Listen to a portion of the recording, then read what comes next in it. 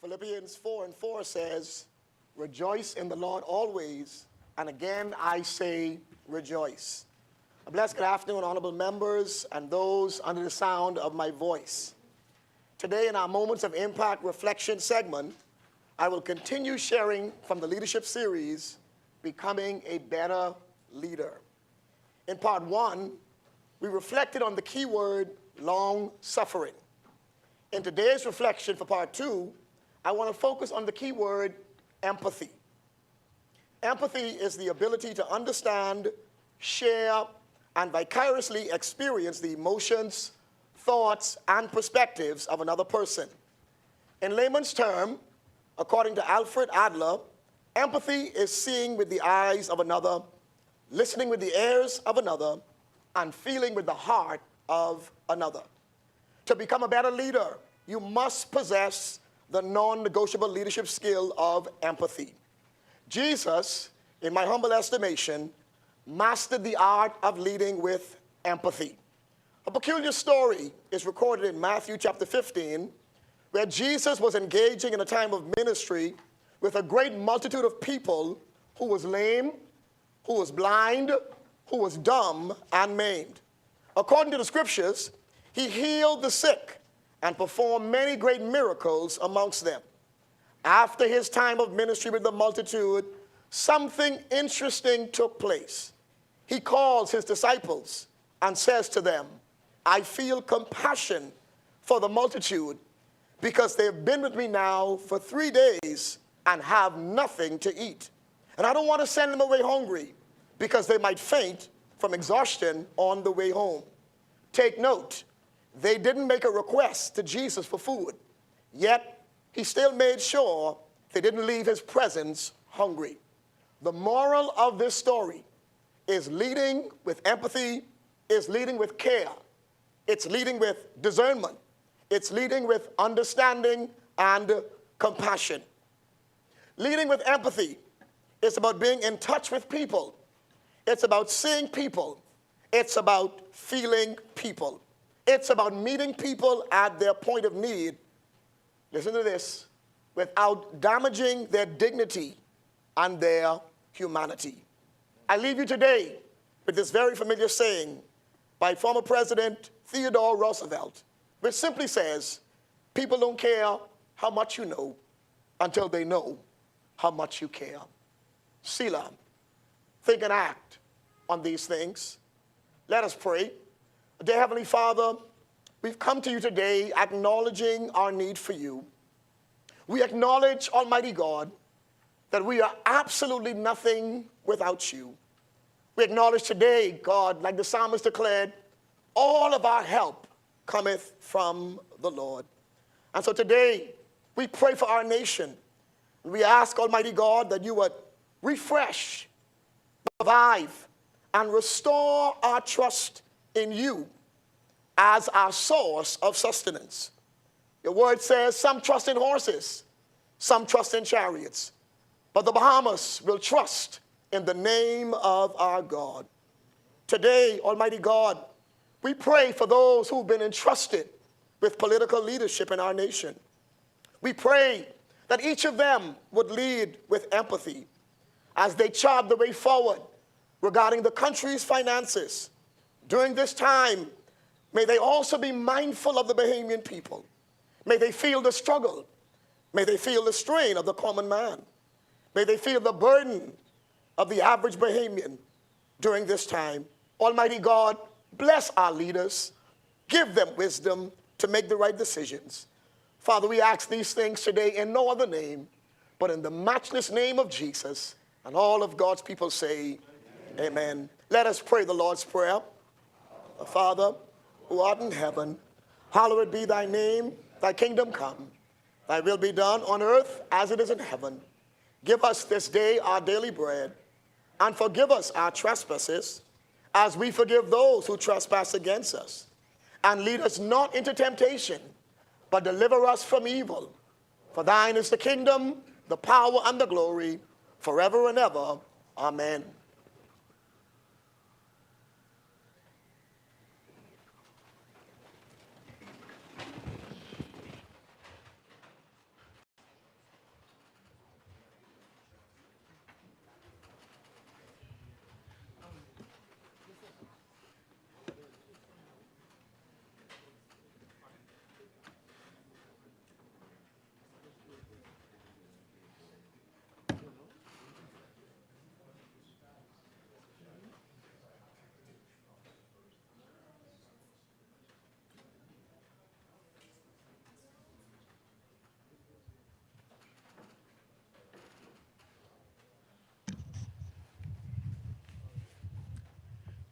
afternoon, honorable members. Oh, I know you all feel. Standing for some reinforcement for you right now. But before we get into the compendium, there's some house cleaning that needs to happen, and I will start out by naming committees. So members, get your pen and paper so you can take your name.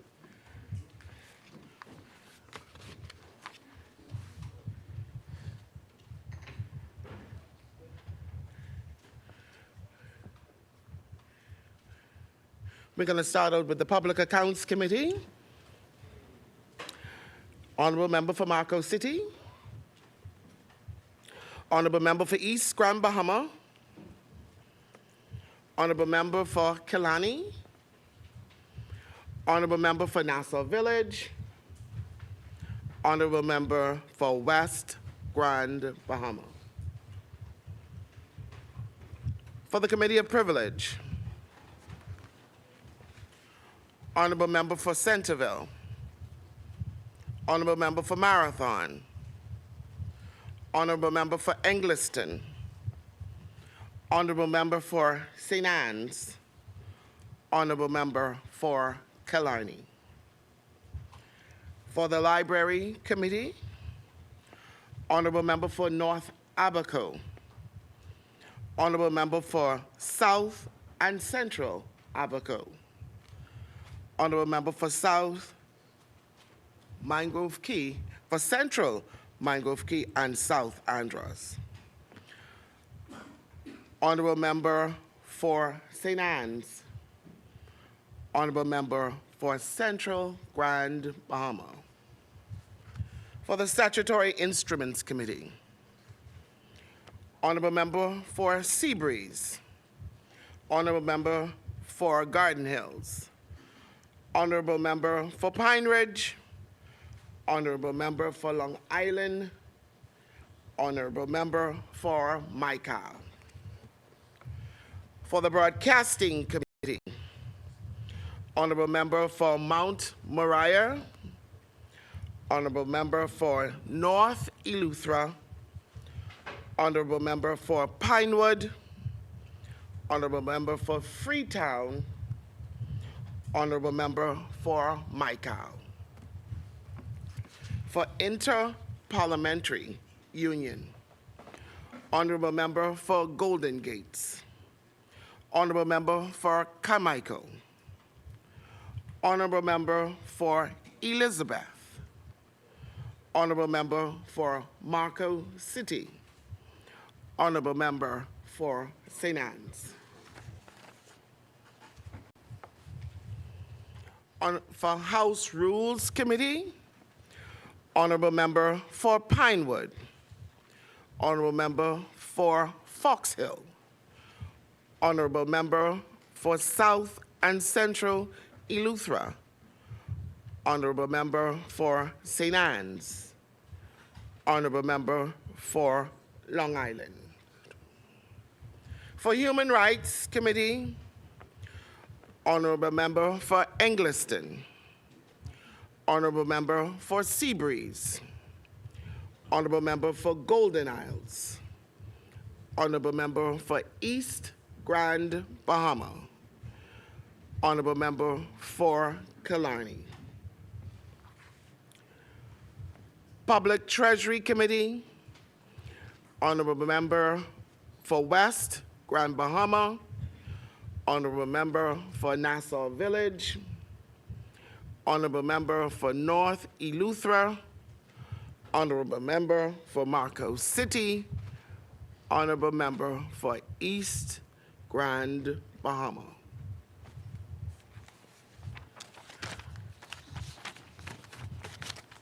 That completes all of the rules for this Honorable House. And I will now forward yesterday's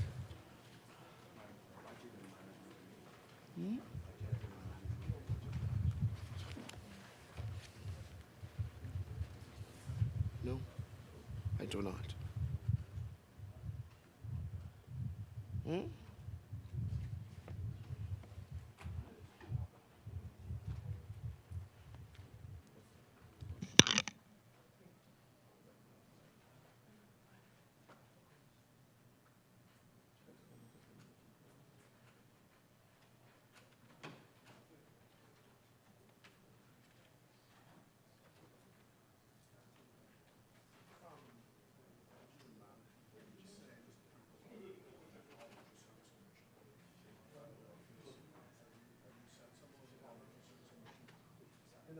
Union? Service Commission?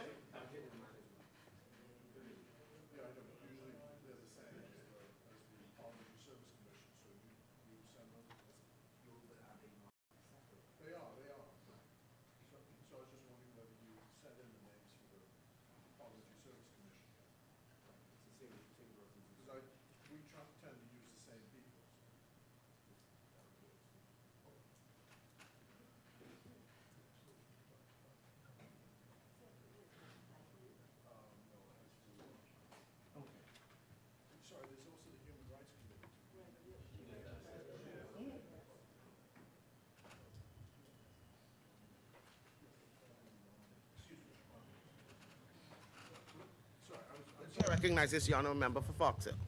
We were discussing the Parliamentary Service Commission. Usually has the same people that are on the parliamentary, what is it? The budget management committee. And the Parliamentary Service Commission, it appears from the legislation, actually requires you, as leader of the opposition, to write the speaker and say, I hereby nominate so-and-so. And the government has not done so itself, so we have to complete that. So as soon as, I think the names are already chosen, but we haven't actually formally written the speaker and said, these are our representatives. So, yeah.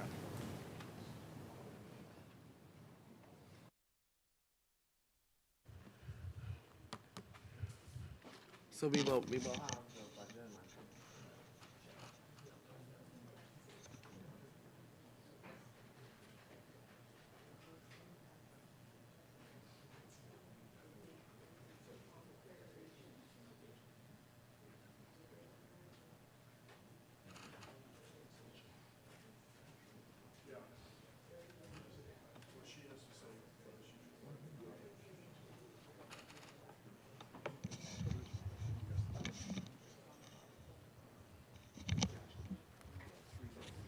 Honourable members, the matter that came up on the floor yesterday, I will now have that presented to the Committee of Privilege for further direction. The chair recognizes the honourable member for Fox Hill. Madam Speaker, pursuant to Rule 35(8), I move a resolution to endorse the reference of the Speaker with regard to the words spoken by the MP for East Grand Bahama with respect to the MP for St. Barnabas on the 8th of June, 2026, to the Committee on Privileges. And I so move. If I can have a second. Second. Thank you, honourable members. Before we move on, honourable members, this one.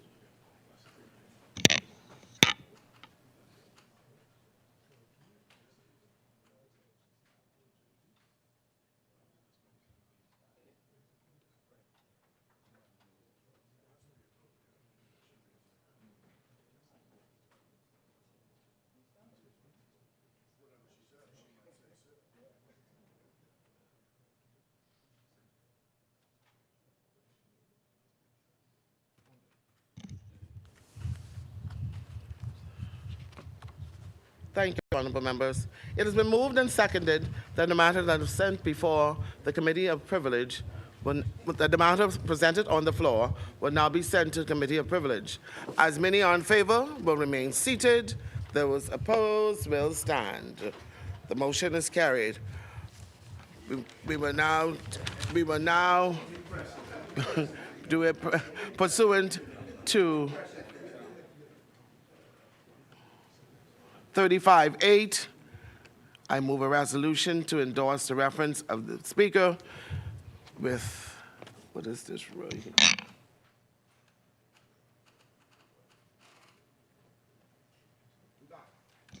Regard to the words spoken by the MP for East Grand Bahama with respect to the MP for St. Barnabas on 8th of June, 2026, to the Committee of Privilege. Thank you, honourable members. Now, I will now revert back. The chair recognizes the member, honourable member for Marcus City. Thank you very much, Madam Speaker. Madam Speaker, we've been back in the House, I believe, on 2 occasions. The reading of the budget communication and actually yesterday and now today, so this is our third. There was in the interim, while we were not in, an affidavit release indicating that in the precincts of the House of Assembly, a member was engaged in discussions about the transshipment of drugs. I would have expected that some comment officially would have come from the Parliament relative to this matter, which is of great public importance. And I'm wondering if at some point, whether or not Madam Speaker or someone she designate will address this issue, because we found it absolutely strange that something of that magnitude that could affect the reputation not just of the Parliament, but by extension the country, it warranted a discussion, it warranted at least a statement, and the fact that it hasn't been done has moved us now to raise that question: at what point will a matter of that magnitude be addressed? The chair recognizes the honourable member for Foxhill. We have no idea what he's talking about. An affidavit you said came in, it was released when? Madam Speaker, I would be more than happy to then lay the statement that has been in the public domain. And I believe that certainly the member for Foxhill, and forgive me, I thought you'd be familiar since most of the country is familiar of that report. And so, Madam Speaker, just give me an opportunity. I'd be happy to lay the document in the House.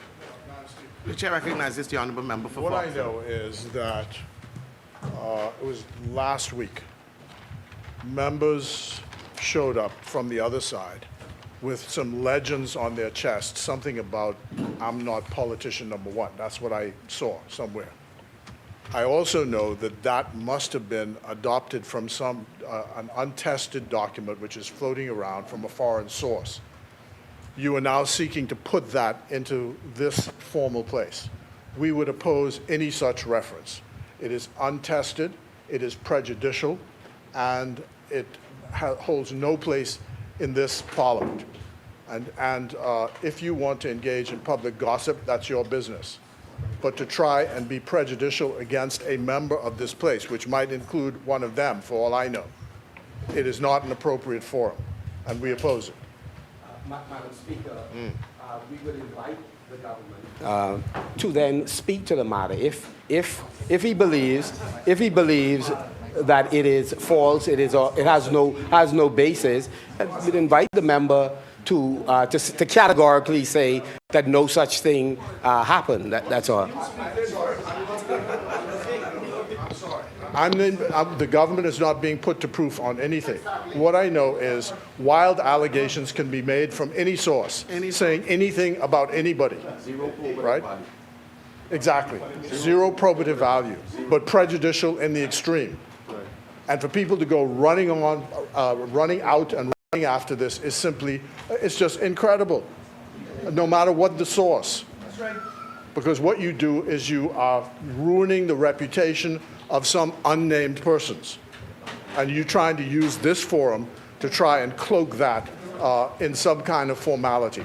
This is not the place for that, and we are not going to suppose. I don't care whoever does it, it's not going to be supported by us. That's the best I can say.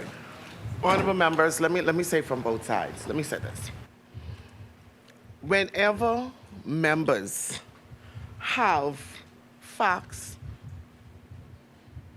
or evidence of that magnitude, the House of Assembly is where we come to pass bills and legislation for the betterment of our people and our country. The nearest police station is Central Police Station. I would engage you. I would even invite you. I would even ask my Sergeant of Arms to escort you to go and lay it and put in the evidence that you have and let the investigation begin. And when the investigation is conducted and it's completed and it comes up, the evidence is either true or false, then come back and report here to the House of Assembly.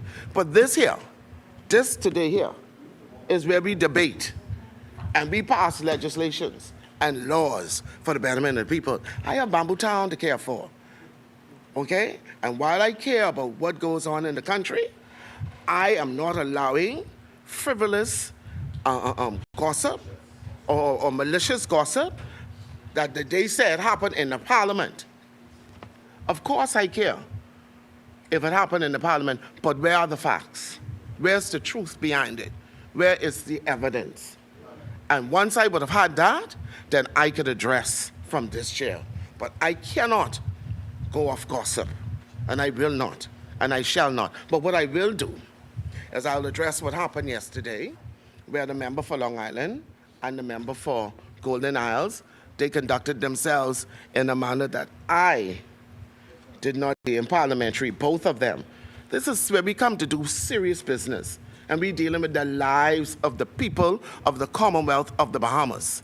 That's where I come, that's what I come to safeguard, the people of the Commonwealth of the Bahamas, and making sure that we give impact and we build a better country for them. Okay? That's what I'm concerned about. And so, my thing about who's MP1, well, if you all didn't know, I carry the name MP1 on my plate. So I'm not politician one, but I am MP1. So I hope you all ain't talking about me, eh, guys? So don't be talking about me, but I am actually MP1 in the fact. So if you all have any information that we can put to rest this gossip, take it to Central Police Station, or we will have you escorted, and you can sit with the Commissioner of Police. I'm sure she will be very, very, very, very entitled to deal with a case of this magnitude. Or we could go to CDU, any which way. But this here, this floor, this is where we deal with the people. This is the people's business and the people's house. Thank you very much. Now, when we suspended, we were dealing with a compendium of bills. I presume that we are now ready. The chair recognizes the honourable member for Foxhill.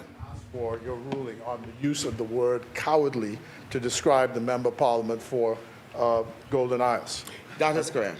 As I had stricken and I chastised both of them, the word slap, don't ever use that again, Golden Isles. Ever, ever, ever. I would like the word cowardly to be stricken from the record as well. You know, we can't bring our feelings to the house. Leave that on the outside. Let's deal with the people. Leave that on the outside. Don't bring that feelings in here. Very funny. Laugh. Because I'm not a comedian, not today. I'm the Speaker of the Honorable House. The chair recognizes the Honorable Member for Pinewood. Thank you, Madam Speaker. Madam Speaker, earlier today I was made aware of a statement made by the Commissioner of the Bahamas Department of Correctional Services with regards to discriminatory treatment of male and female recruits. I also was made aware of a statement that was made by the Honorable Member for Kalani. As a result of that, I summoned the Commissioner to my office and I told him that what I had read in the papers, I told him that as a member, as the Minister for National Security and as a part of this government, I strongly disapprove of the words that we use. I inform him that as a member of this government, where you, Madam Speaker, is the leader of the legislative branch, that every female MP is a substantive cabinet minister, and that the ministry of which I currently lead, you have a commissioner of police that's female, the Defense Force have a deputy commodore, and that his department that he recommended that the government approve, 3 of his assistant commissioners are females. He said that, he told me that his conversation was made in a jovial conversation with his recruits. I told him, notwithstanding that his position carries a lot of weight, that there are females in his institution and there are other females in any institution in the country that should not be subjected to those type of words, even if it was said in jest or just jokingly. I told him that there is no place for that. I I read a letter that he wrote apologizing to the permanent secretary. Myself and the permanent secretary will meet with the commissioner again sometime this week to further discuss the matter and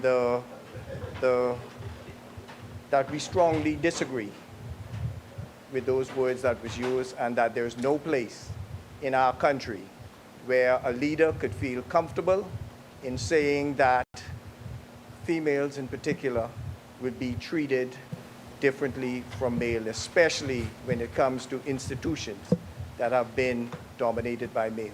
Yes. Thank you, Madam Speaker. Thank you, Honorable Member.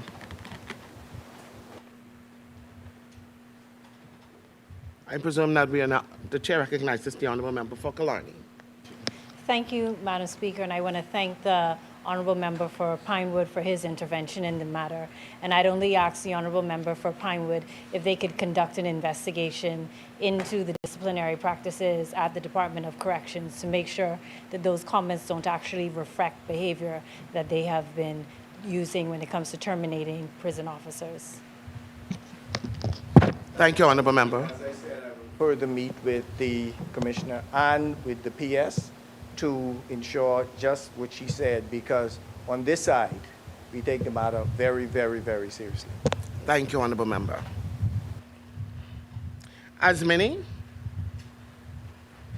the chair recognizes the Honorable Member for Garden Hills.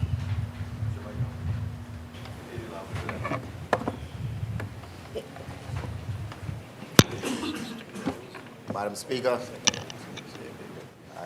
before I commence my speech, I'm happy to have in the gallery my PS and staffs from the Youth Department and Communication Department of the Ministry of Youth and Sports.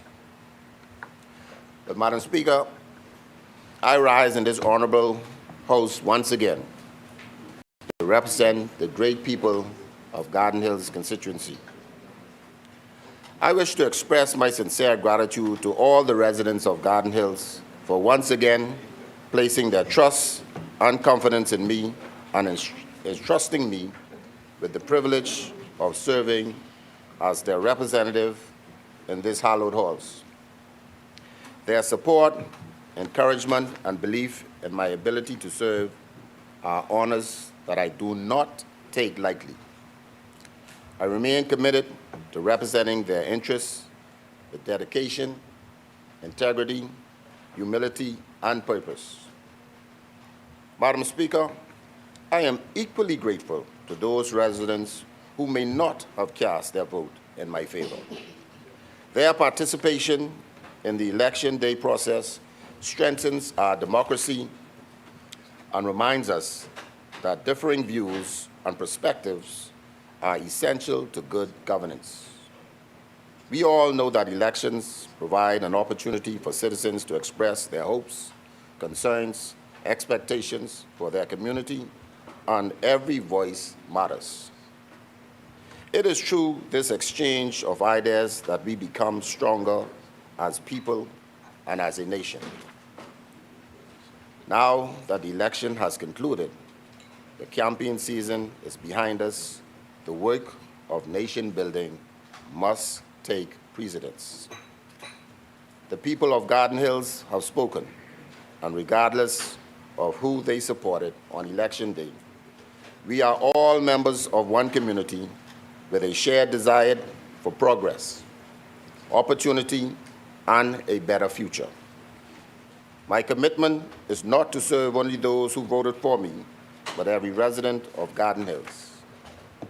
Madam Speaker, as we move forward together, I ask the people of Garden Hills to remain engaged, united, and hopeful. The progress we seek cannot be achieved by any one individual alone. It requires partnership, collaboration, and a collective commitment to building a stronger constituency for our families, our young people, our seniors, and future generations. Madam Speaker, I would also like to extend my heartfelt thanks and appreciation to my wife, Diana, my children, Keitra and Mario, and my entire family for their unwavering support throughout the past 5 years. Their encouragement, sacrifice, patience, and understanding have been invaluable to me. Public service often demands long hours and significant personal sacrifice, and I could not have undertaken this journey without their steadfast love and support. I also wish to acknowledge and thank my campaign team for their dedication, commitment, and tireless efforts. There were many early mornings, a lot of late nights, and countless hours that made this victory possible. Their belief in our vision and their willingness to serve the people of Garden Hills will never be forgotten, and for that I am deeply grateful. Madam Speaker, I also like to express my sincere appreciation to the Honorable Prime Minister, the Member of Parliament for Cat Island, Runkey, and San Salvador, for once again placing his confidence in me and entrusting me with one of the most important responsibilities in our nation, the development, empowerment, and advancement of our country through the Ministry of Youth and Sports. I accept this responsibility with a deep sense of humility and purpose. The future of our nation depends greatly on the opportunities we create for our youth, the investments we make in their development, and the pathways we provide for them to realize their full potential. It is a responsibility I embrace with enthusiasm and a determination to deliver meaningful results for the people of the Bahamas. Madam Speaker, before turning to the work of the ministry, I would be remiss if I do not acknowledge an important transition that has taken place within my portfolio. In our first term in office, I had the distinct honor and privilege of serving as Minister of Youth, Sports, and Culture. During that time, I was afforded the opportunity not only to support the development of our young people and our sporting community, but also to champion and celebrate the rich cultural heritage that defines us as a people. Culture is far more than artistic expression. It is the heartbeat of our identity, the story of who we are, and the foundation upon which future generations build a sense of pride and belongings.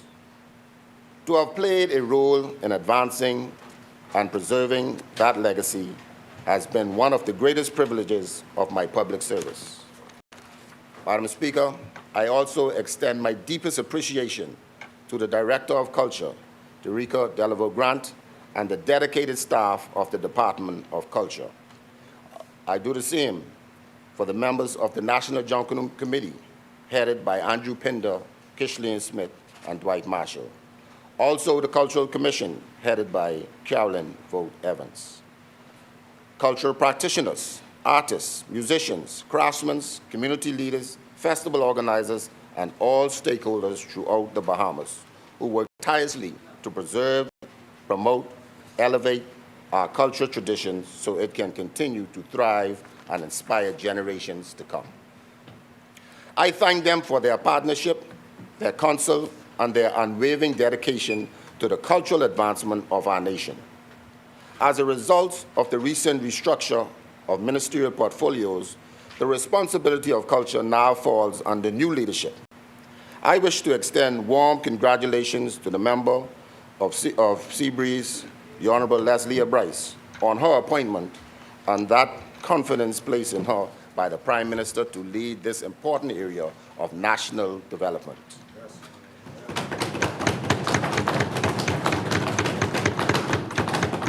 Madam Speaker, I have every confidence that she will serve with distinction and continue the important work of advancing our cultural sector, supporting our creative industries, preserving the traditions and heritage that makes us uniquely Bahamian. I want to assure the Honorable Minister that she has my full support as she undertakes this important responsibility, and I look forward to seeing the continued growth and success of the cultural community under her stewardship. Madam Speaker, the mandate entrusted to this administration is one of action, delivery, and progress. As we continue to work of building a stronger Bahamas, the Ministry of Youth and Sports stands at the forefront of shaping the next generation of leaders, athletes, entrepreneurs, and citizens. It is therefore fitting that I now turn my attention to the work being undertaken within the ministry and the progress we are making on behalf of the Bahamian people. I now turn my attention to the Division of Youth. This budget reflects a continued investment in one of our nation's greatest assets, its young people. The Division of Youth continues to open doors for young Bahamians across the archipelago and create pathways to success. Through leadership development programs, workforce readiness initiatives, mentorship opportunities, skills training, and community engagement, young people are gaining the experience, exposure, and encouragement needed to pursue their goals and prepare for the future. Just as importantly, we remain committed to reaching those young people who may need a second chance, a helping hand, or simply someone who believes in their potential. Through positive engagement and meaningful intervention, we continue to provide the support and direction that helps young people make positive choices and see new possibilities for themselves. Madam Speaker, this work extends far beyond the walls of any ministry and into the heart of our communities. Across the Bahamas, there are organizations that serve as pillars of support for young people and their families. Their work helps foster discipline, responsibility, teamwork, and civic pride while providing positive outlets for young people to remain engaged, connected, and involved in their communities. Our commitment to youth development is strengthened through partnership with organizations such as Junior Achievement Bahamas, the Girls Guide, Boys Brigade, the Scouts Association of the Bahamas, Falcon Boys Club, Reach Out Youth Organization, and Grand Bahama, and many others who impact this felt throughout our country. Madam Speaker, no two young people are exactly alike. They learn differently, are motivated by different experiences, and often discover their strengths in different settings. Some are drawn to leadership and service, others to entrepreneurship, community involvement, teamwork, or personal development. A strong youth sector recognizes those differences. It ensures that young people can connect with programs and experiences that reflect their interests, challenge them to grow, and help them to discover where they can make their greatest contribution. There may be many roads to success, but every young person deserves the opportunity to find the one that is right for them. Madam Speaker, investment contained in this budget will help ensure that these programs, partnerships, and opportunities remain accessible to young people throughout the Bahamas. This is an investment in participation, an investment in personal growth, an investment in young people who are eager to learn, ready to contribute, and determined to make their mark. And as we continue to strengthen the foundation already in place, we are creating the conditions for more young Bahamians to succeed, more communities to benefit, and a stronger Bahamas for generations to come. I will now turn to the specific programs and allocations that will support these efforts during the 2026-2027 budget year. Madam Speaker, the empowerment of youth within our Commonwealth remains paramount. They remain our greatest assets, and supporting them is crucial for the success of our communities and nation at large.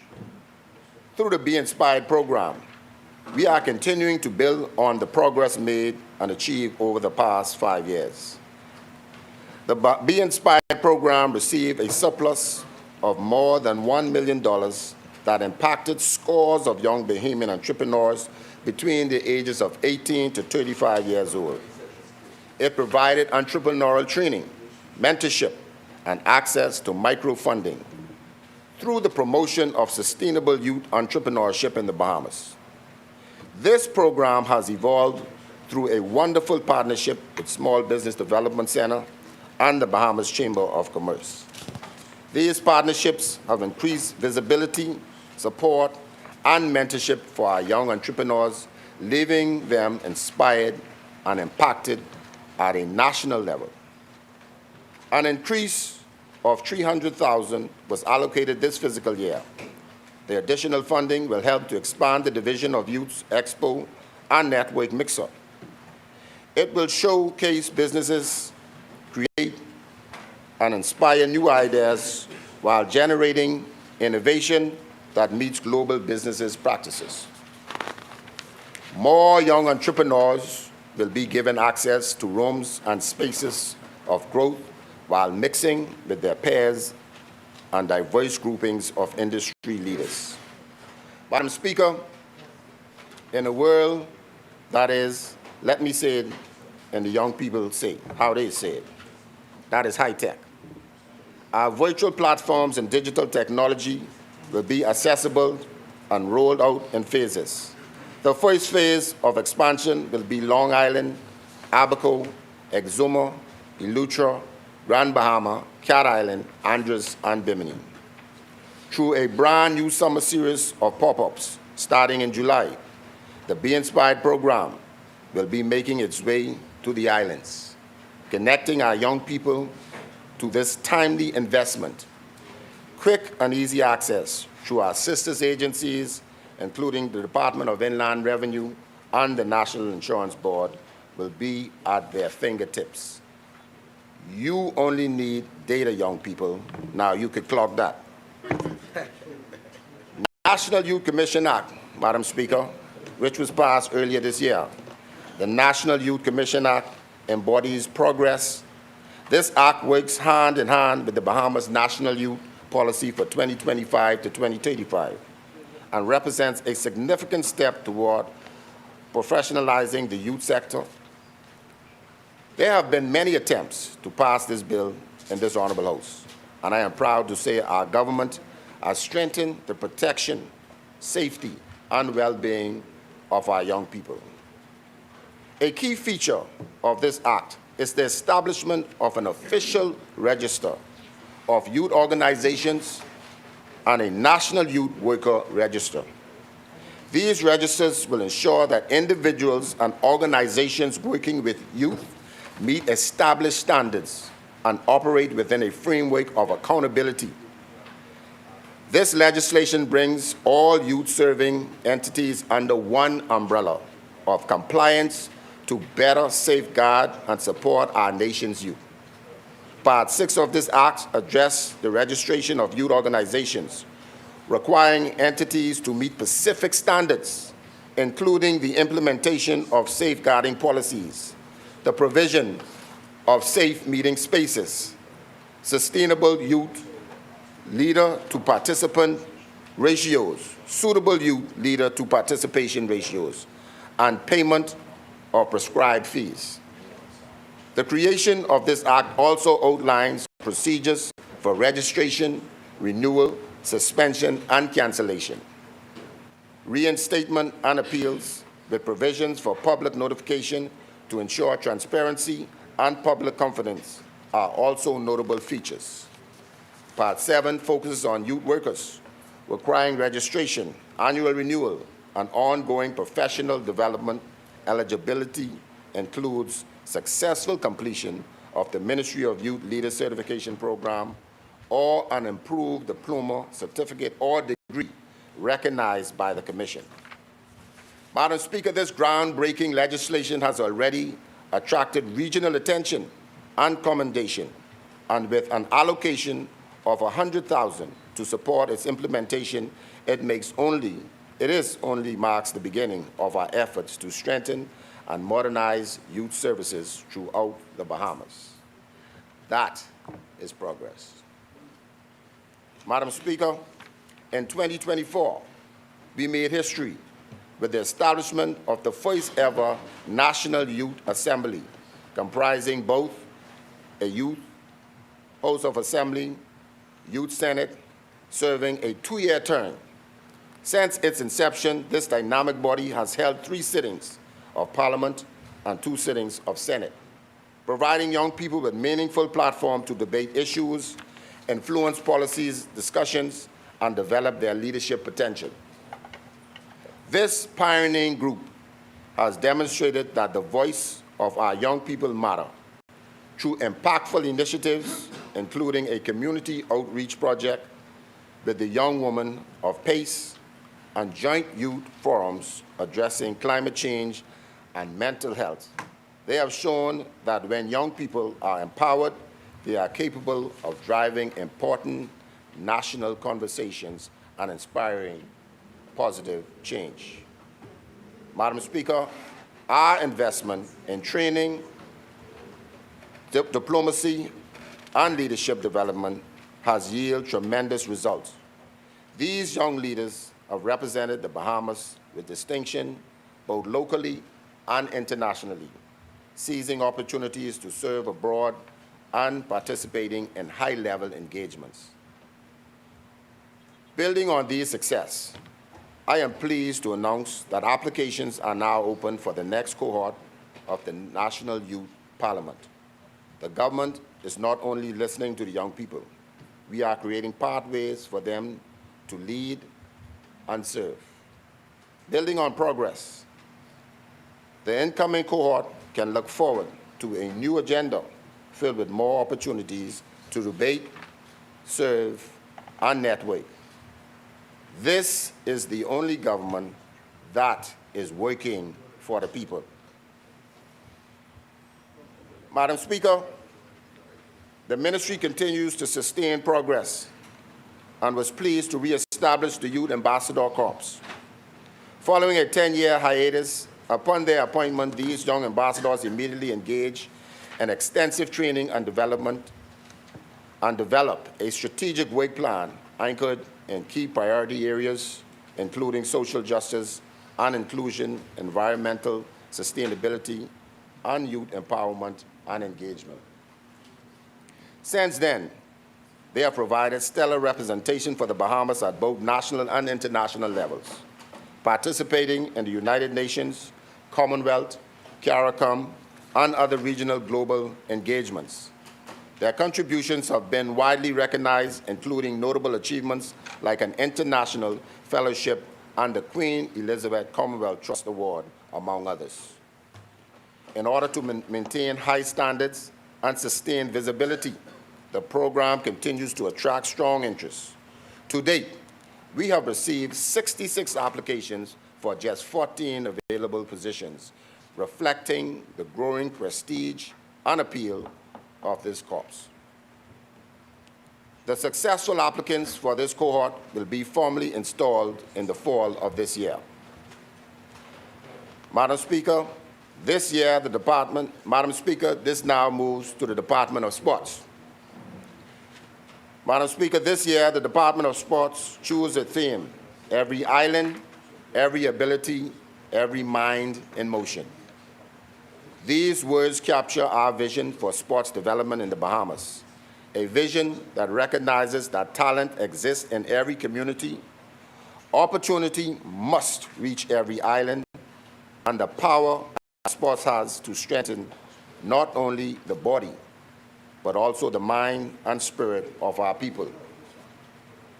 In many respects, this theme reflects the mandate given to this administration by the Bahamian people.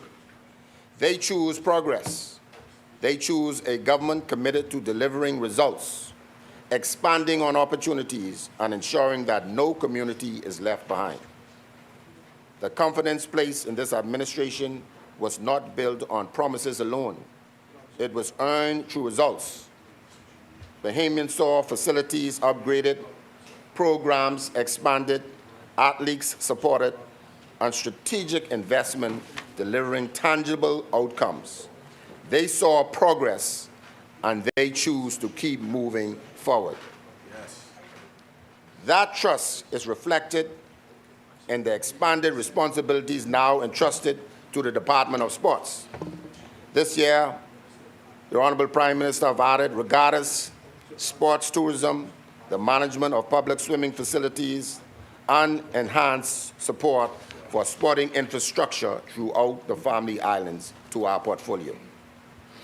These new responsibilities provided an opportunity to strengthen partnership, increase access, and raise standard, and deliver greater benefits to communities across the archipelago. As we continue to choose progress, we must also preserve the traditions that defines us. For generations, the sea has shaped the Bahamian way of life, serving as a source of livelihood, identity, and pride. No tradition reflects that legacy more powerful than sailing. Sailing, which is our national sport. Madam Speaker, regatta, sloop sailing, and all forms of sailing remain among the clearest expressions of Bahamian culture, skilled, and island pride. We understand the importance of this responsibility and approach it with tremendous respect for the generations of sailors, boat builders, organizers, and communities who have sustained this tradition. The regatta desks serve as a central coordinating office for regatta and sailing development activities throughout the Bahamas. It provides administrative, operational, and development support to sailors, boat owners, regatta committees, youth sailors, sailing clubs, and partners. Agencies advising sailing nationally. The desk is also directly responsible for supporting the growth and development of sailing as the Bahamas' national sport, preserving our rich maritime heritage while creating opportunities for youth participation, community engagement, sports tourism, and national competition. As with any great Bahamian sailing story, success is built on knowledge passed down from generations to next. While Kenny Rogers famously sang the song, "You have to know when to hold 'em and know when to fold 'em." In Bahamian sailing vernacular, you have to know when to tack, how to read the wind, and understand the difference between bow and stern. These are more than sailing terms. They represent the skill, discipline, craftsmanship, and culture, knowledge that have defined our maritime heritage for generations. I had the privilege of attending my first regatta as minister with the new responsibility at the 57th Annual Long Island Regatta in Salt Pond, Long Island. What stood out most was seeing generations come together around a common purpose, young sailors learning from experienced sailors, traditions being passed down, and communities rallying behind their crews. Madam Speaker, the boats may be more advanced today, and the competition may be stiffer, but the heart of the regatta remains the same. It is rooted in the hard work, pride, and deep connection to our islands and our way of life. We saw the same spirit during the regatta held in Andros over the Whit Monday holiday. It was a beautiful reminder that regatta belongs to the people of the Bahamas and remains one of the strongest connections between our heritage and our future. Last year, funding was provided for 15 regattas through the Family Islands and New Providence. These events played a vital role in preserving Bahamian maritime and cultural heritage while delivering meaningful economic benefits to local communities. Regattas generate increased business activities for local vendors, small business, transportation providers, and hospitality operators, creating opportunities for economic growth across our islands. As we prepare for 5 regattas throughout July and August, we are committed to building on that legacy. In fact, the work has already begun.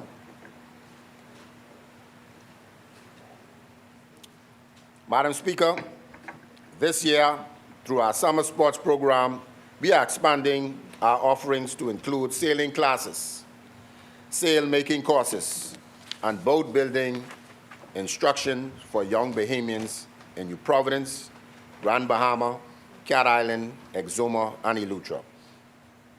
We have also expanded our national junior sailing program with the addition of programs in 2 more schools in New Providence, S.E. McPherson Junior High School and Doris Johnson Senior, bringing the total number of participating junior school clubs to 16. This continued expansion reflects our commitment to introducing more young Bahamians to the sport and developing the next generation of sailors. These programs are designed to ensure that the knowledge, skills, and traditions that have defined Bahamian sailing for generations continue to be passed on. Madam Speaker, at the same time, we are engaging stakeholders throughout the sailing community, with Ms. Cindy Gay and her team leading the effort alongside the Department of Sports. Those discussions will focus on strengthening the future of sailing in the Bahamas through the development of a national federation, a sailing academy, and policies that support every level of the sport. Because when we talk about sailing, we are talking about much more than regatta.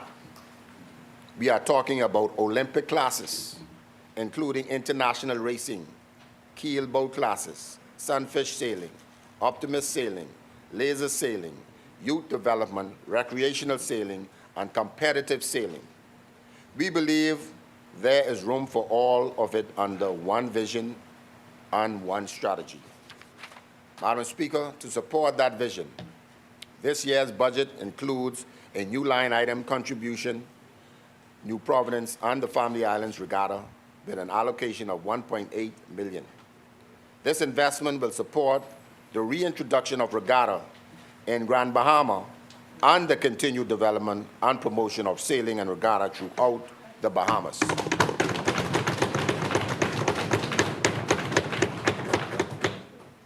Madam Speaker, at the same time, we will be strengthening youth development training opportunities, educational programs, stakeholder engagement, and the preservation of the traditions that makes Bahamian sailing unique.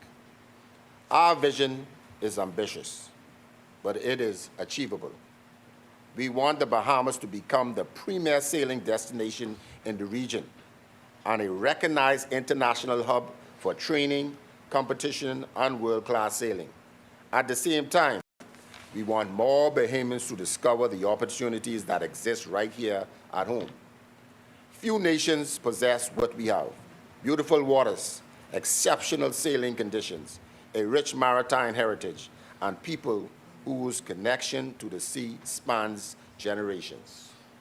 These advantages cannot be manufactured.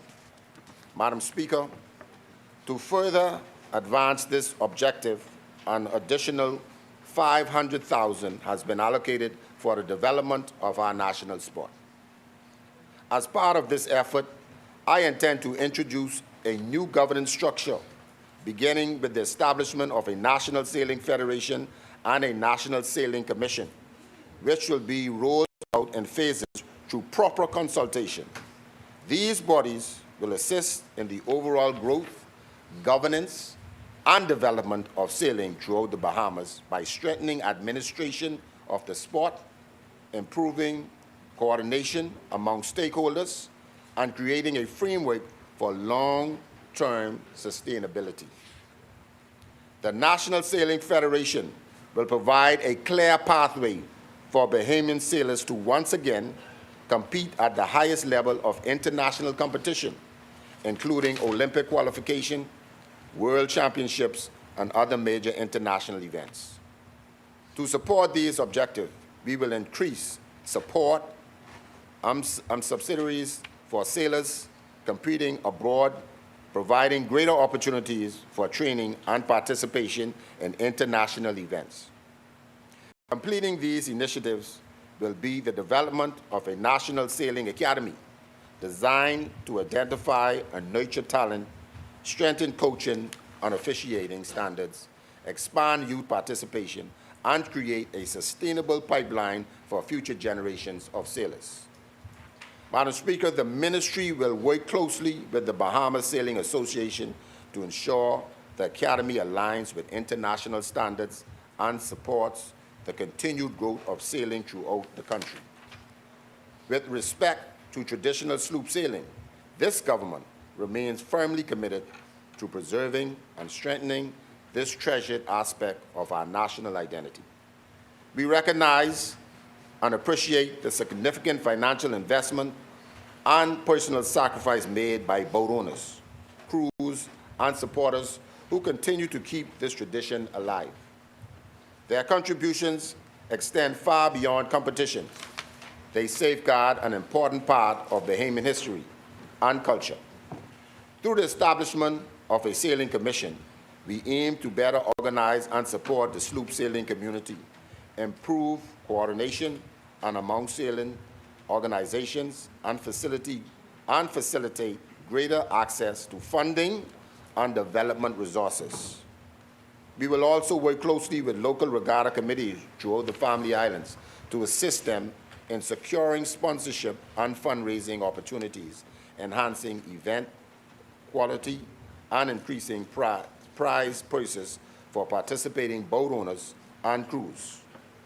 Together, these initiatives will ensure that Bahamian sailing not only preserve its proud traditions, but also embrace new opportunities for growth, excellence, and international success.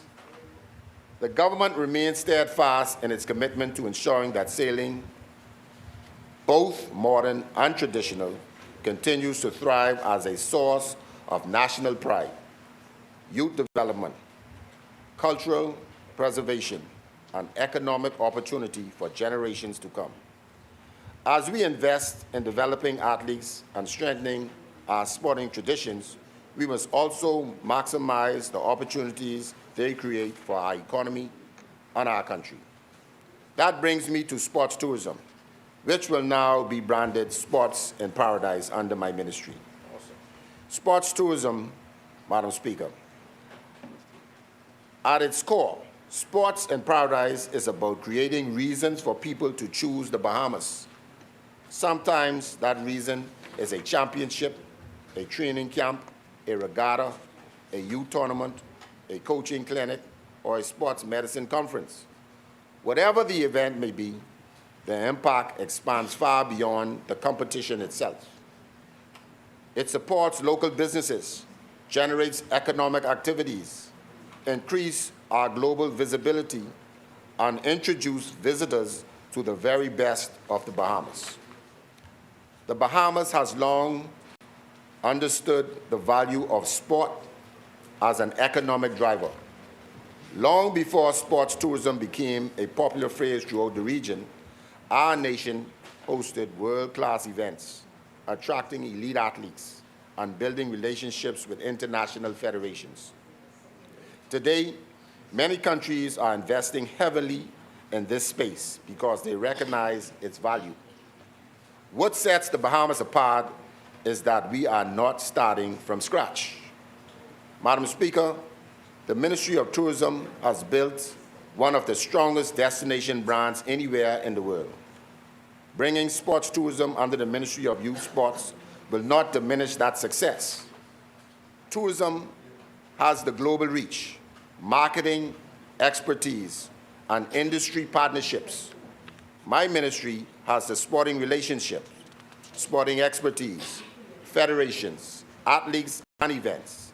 Together, we create a stronger product and a greater opportunities for the Bahamian people and a more attractive destination for the world. This is not about one ministry replacing another. It is about vision. It is about recognizing the role that sports can play in driving economic activity, creating opportunities, and promoting the Bahamas on the world stage. That vision comes from the Honorable Prime Minister, who understands sports not only as a spectator, but as a former athlete, sports administrator, and lifelong supporter of Bahamian athletes. He understands that success is not achieved through grand performance or carefully scripted productions. While some may be more comfortable writing plays, this administration is focused on producing results. Our version of progress is not measured by applause under bright lights.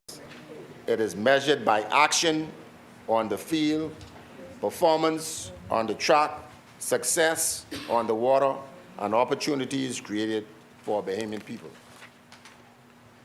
The Honorable Member for Cat Island, Rumkey, and San Salvador sees the bigger picture.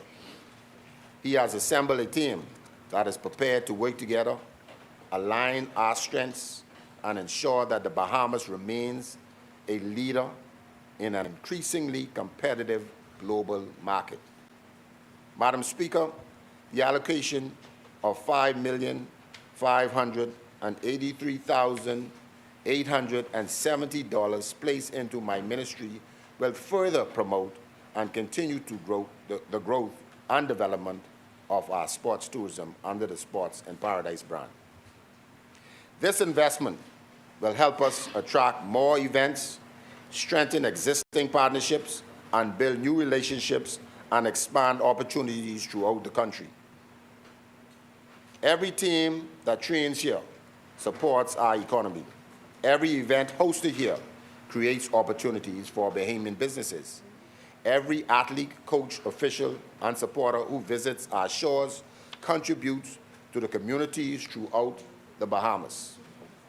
The return on that investment can be seen in our hotels, restaurants, transportation providers, vendors, entrepreneurs, and the many people whose livelihoods benefit from increased activity and exposure. Madam Speaker, the world already knows the Bahamas for its beauty. Our goal is to ensure it also knows the Bahamas for its excellence in sports, its ability to host world-class events, and its capacity to create unforgettable experience. That is the direction we are moving. That is the opportunity before us. But as we continue to opening doors internationally, we remain firmly committed to opening doors for Bahamians at home. The Bahamas is beautiful. We are a nation filled with talented people. Talent exists on every island. Yes. It is in this government's responsibility is to make sure opportunity does too. Madam Speaker, some of the greatest athletes this country has ever produced came from communities that simply gave them an opportunity. Stevie Gardner came from Abaco, Dakari Tempest from Long Island, Chris Brown from Ilucha. Today, VJ Edgecombe from Bimini is aspiring an entirely new generation of young basketball players who now believe that the dream is possible. Different islands, different journeys, one Bahamas. Their stories remind us that talent is everywhere. The challenge has never been talent. The challenge has always been ensuring that opportunity can meet that talent wherever it exists. And there are young Bahamians throughout our family islands waiting for that same opportunity today.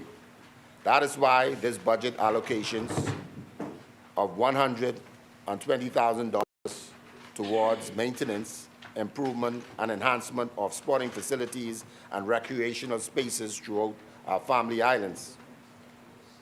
We want to see softball continue thriving in Ilucha, basketball continue to grow in Bimini, and Grand Bahama create more opportunities for volleyball, track and field, baseball, swimming, sailing, and the many other sports that help shape communities, create pathways for young people. Madam Speaker, when government invests in people, people invest back into their communities. A refurbished court becomes a gathering space. An improved field becomes a source of pride. A community park becomes a place where young people learn discipline, build confidence, and develop lifelong friendship. These are the things that cannot always be measured on a balance sheet, but they are among the most important returns on any investment. That is why our focus remains on action, not distractions, not social media debates, actions. Madam Speaker, there is nothing wrong with a slogan, but slogans are ultimately tested against results. I will just stick with ours. Progress is proof. I wouldn't say we work for you, not the few. It is a statement, but progress is proof. We prefer to be judged by the proof, by the facilities improved, the programs expanded, the opportunities created, and the investments made in communities across our nation.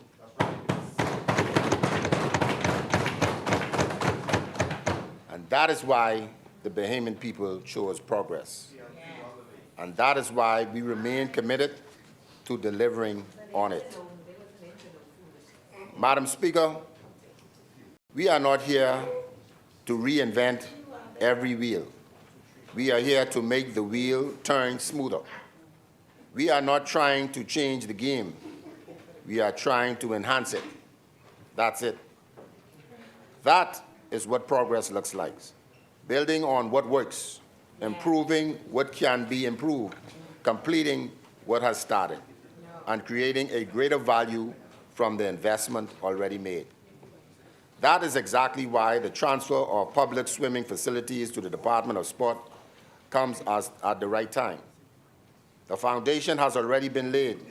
Several years ago, we introduced our lifeguard certification program with a goal of creating opportunities while making our communities safer. The success of that program demonstrates exactly why this transition makes sense. When we invest in people, provide opportunities, and create pathways for development, the results speak for themselves because that program has shown results. We are now expanding it into Cat Island, Eleuthera, and Exuma. This year's summer sports program begins July 6th, and we are encouraging interested persons to register early. In Eleuthera, you can go see Clara Young and her team, and they are ready to assist. In Exuma, registrations can be made through McAllen and Bristol, and in Cat Island through Felicia Rule. Spaces are limited, but the opportunity is there. The program will also continue in New Providence and Grand Bahama, where our teams are ready to receive participants. That same approach is guiding our Learn to Swim program and CPR certification courses. These initiatives will continue in New Providence and Grand Bahama, while also being offered in the islands participating in this year's expansion. Madam Speaker, I am pleased to advise that registration for these programs will commence on Wednesday, and interested persons are encouraged to visit the ministry to register. Assessment sessions for the lifeguard course will begin on Tuesday at 10 a.m.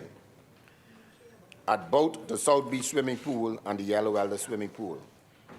We encourage parents, guardians, and prospective participants to take advantage of these opportunities, as swimming is not only a recreational activity, but an essential life skill that promotes safety, confidence, and personal development. For young people between the ages of 15 and 28, these programs offer more than just training. They provide a pathway for certification, employment, and income.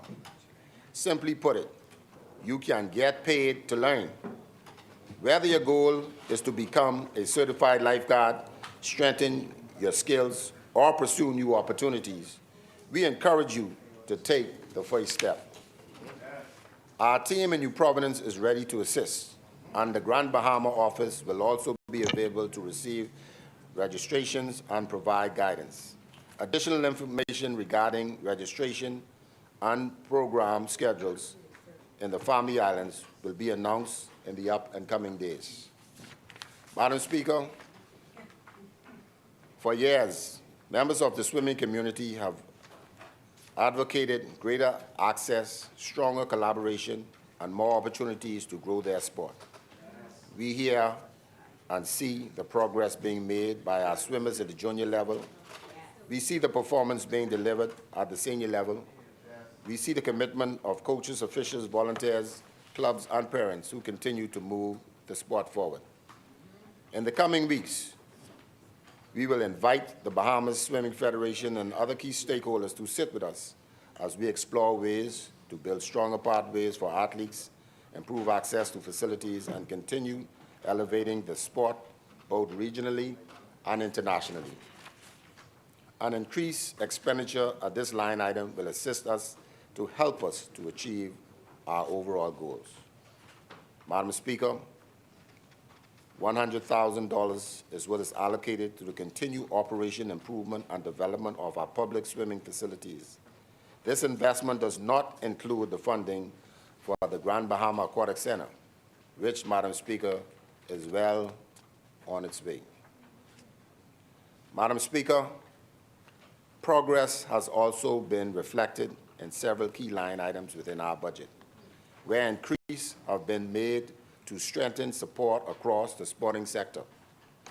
We are especially proud to increase in the subvention to the elite athletes, which now stands at $2,025,000.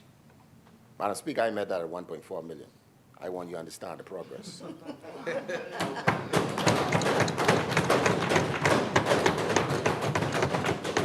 Additionally, support has also been allocated to the National Sports Authority in the amount of $4,450,000, as well as the National Sports Endowment, which now totals some $2,500,000. Madam Speaker, listen to me. These things was never in those, they was never that high, you know. I just want you to know, we increased these. The Honorable Prime Minister, the Honorable Member of Parliament from St. Barnabas got to know he got to keep giving as I ask. Cat Island took care of me because we took care of the athletes, but I got to talk to St. Barnabas when I see him. So these were increased by like $800,000 because we took care of athletes. Madam Speaker, these allocations, along with contributions to international games, assist the student athlete support, the World Athletics, formerly known as IAAF, the Bahamas Local Organization Committee, and the Bahamas Anti-Doping Commission from the core of the Department of Sports Financial Framework. Together, these investments enable us to provide sustained support to athletes, coaches, teams, national federations, while strengthening the systems that develop talent, promote excellence, and ensure the Bahamian sports continue to compete and succeed at the highest level. Madam Speaker, this is what progress looks like in practice, not promises, not heroic, but measurable investment in people, in programs, and in performance. And it is why the Bahamian people continue to choose progress. Madam Speaker, in closing, I return to the Division of Youth led by Sandina Neely and her dedicated team who's here with me. I thank them for their passion, committed, and unwavering belief in the potential of our young people.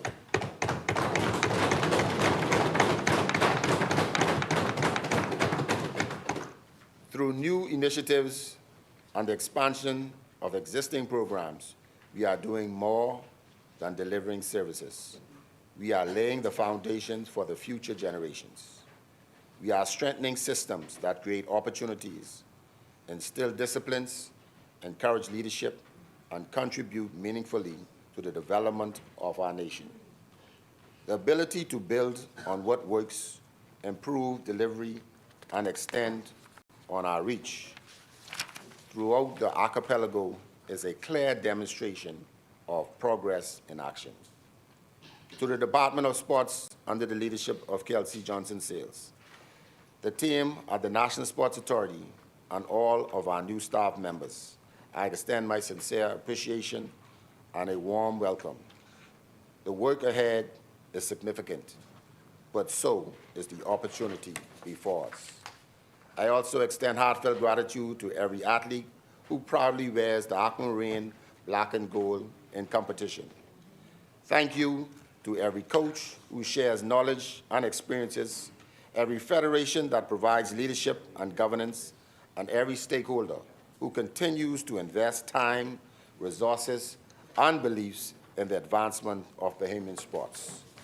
Your collective efforts from the foundation upon which our success are built.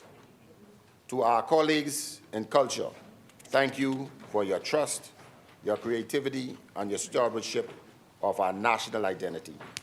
As you move forward under your new ministry, continue to celebrate the rhythm of our people, the richness of our heritage, and the cultural pride that defines us as Bahamians.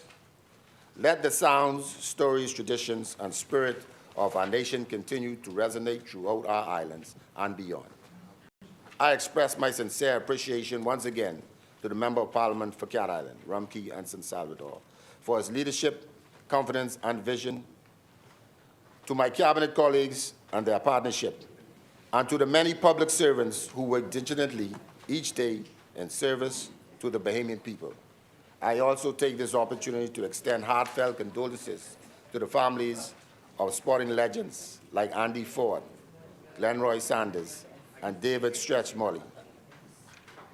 Thanks for your unwavering support and contributions to sports in the country, for the long hours you put into the horn, your skills, and the countless days you dedicated to developing the skills of others. May their souls and all of the souls of the dearly departed rest in peace. Amen.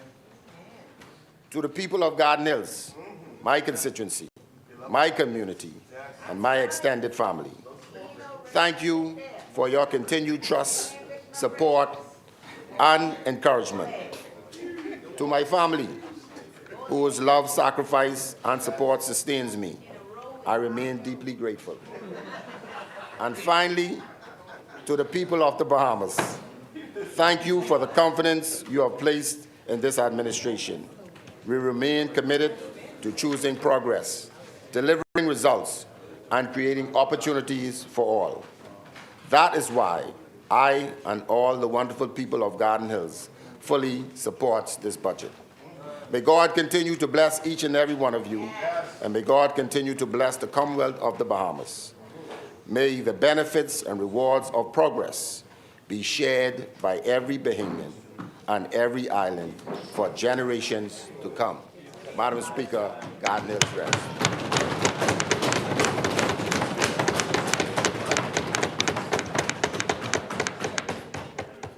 Thank you, Honorable Member. The Chair, Asmini. The Chair recognizes the Honorable Member for Freetown. Thank you, Madam Speaker.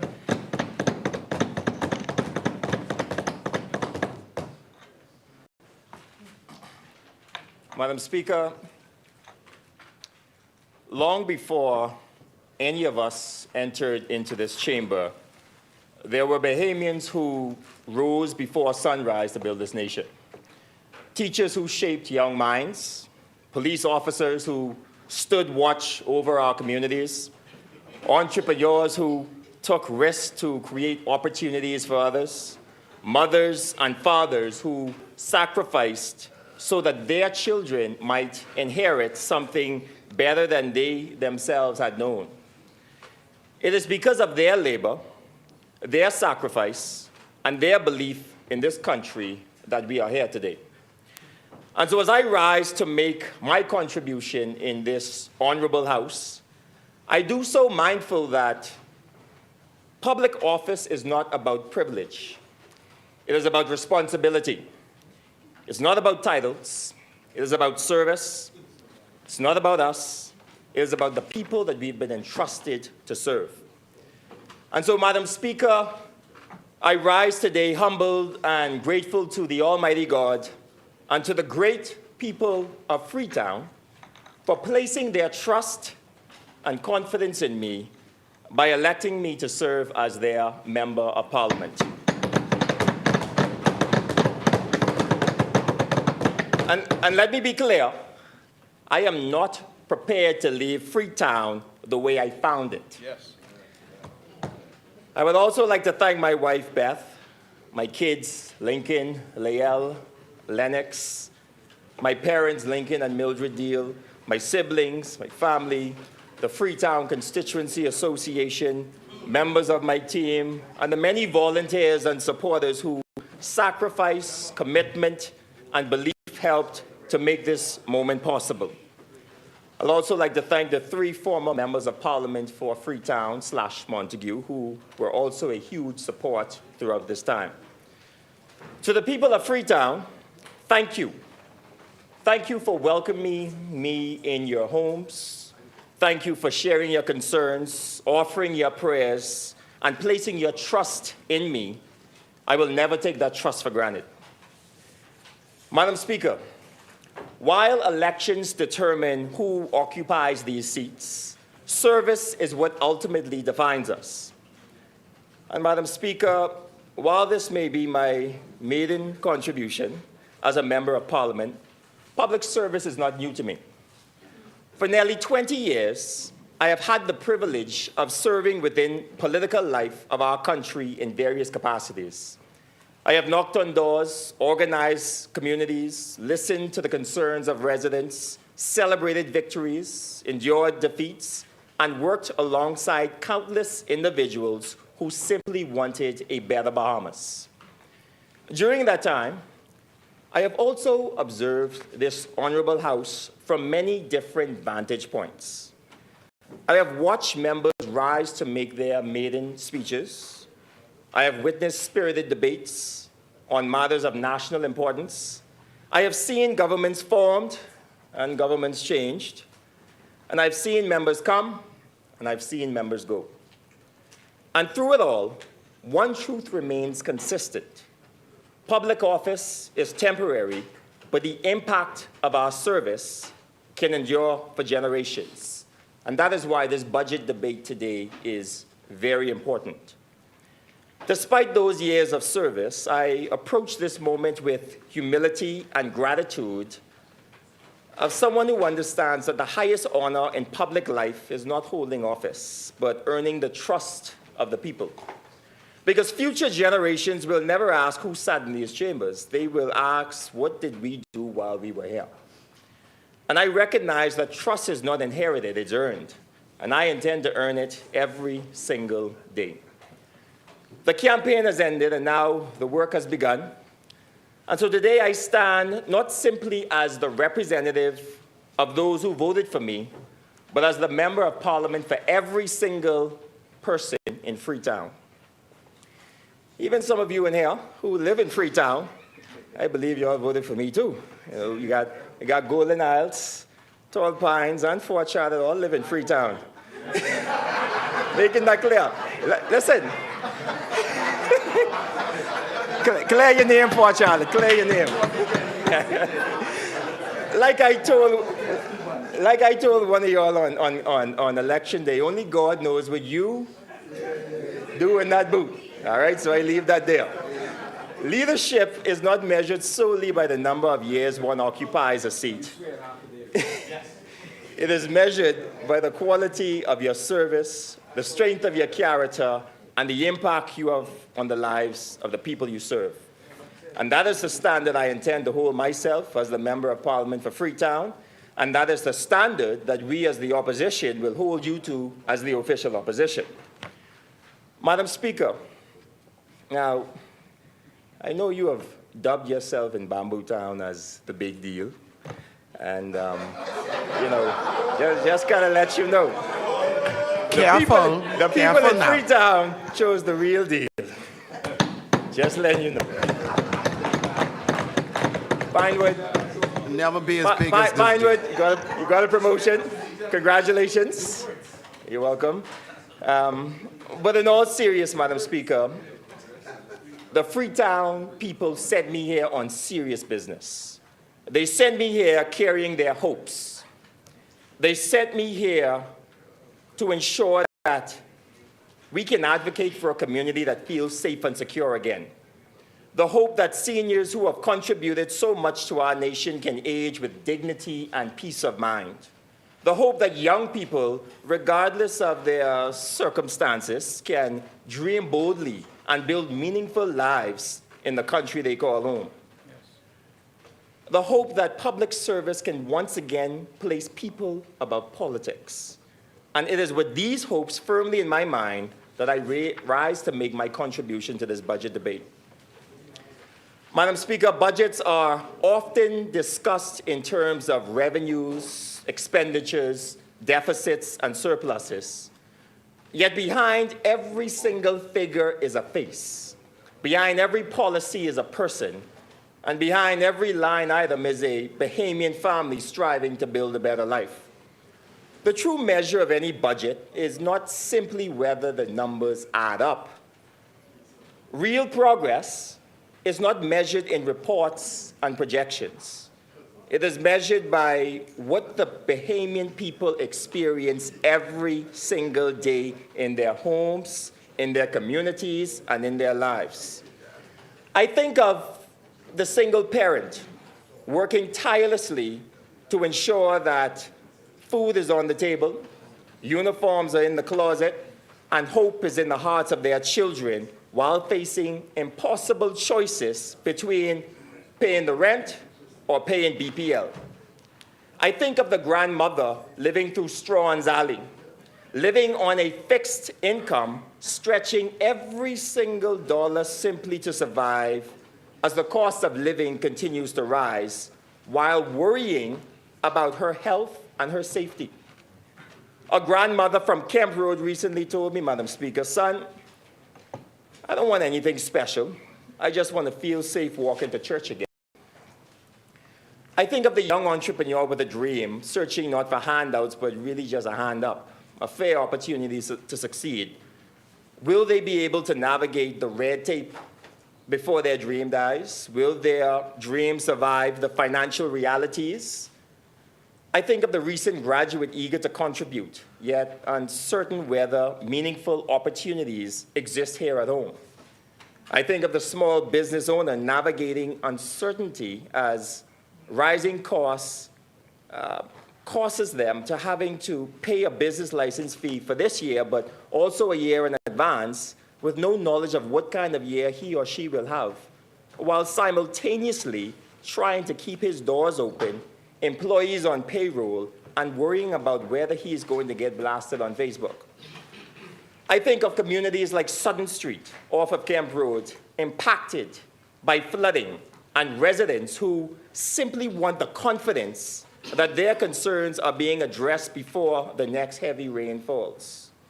I think of families who expect reliable electricity, safe neighborhoods, quality health care, and a government that works efficiently and effectively on their behalf. Madam Speaker, these are not abstract concepts. These are the lived realities of the people we represent. These are the people who've entrusted us with this responsibility.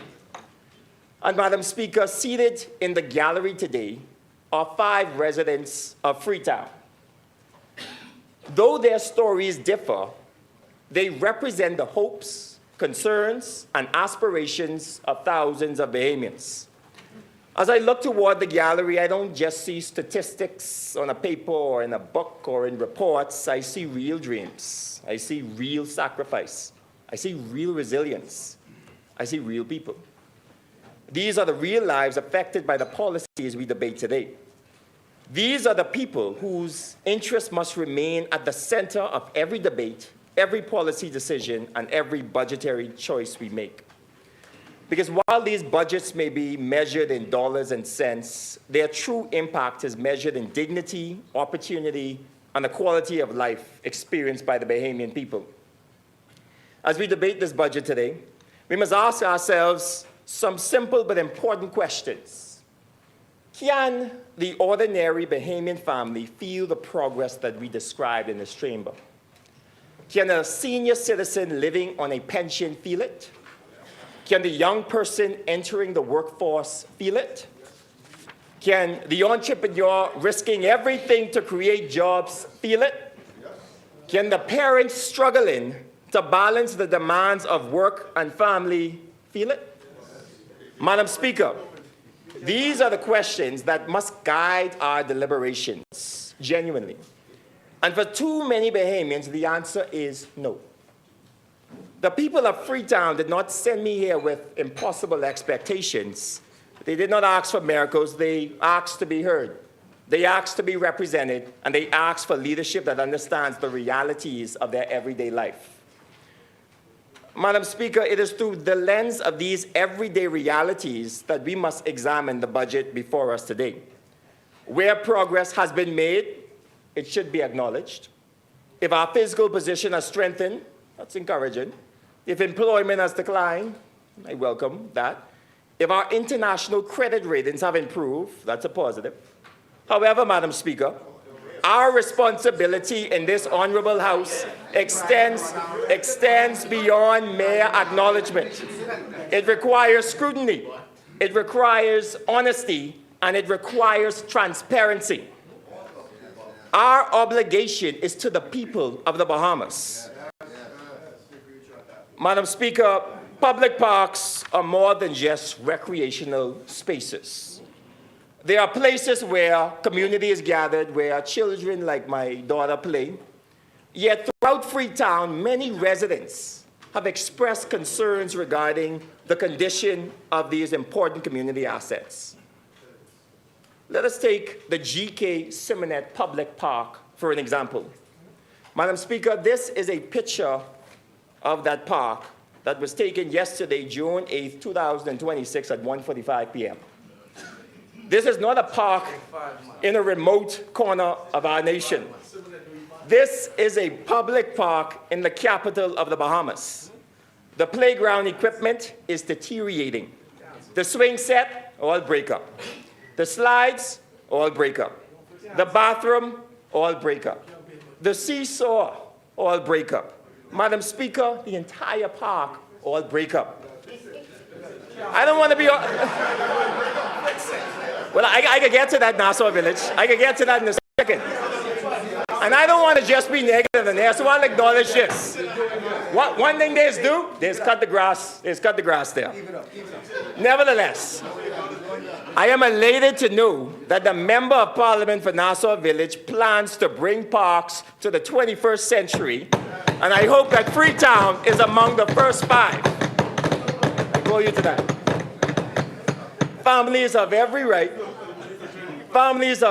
right to ask why children in Freetown should be expected to play in these conditions.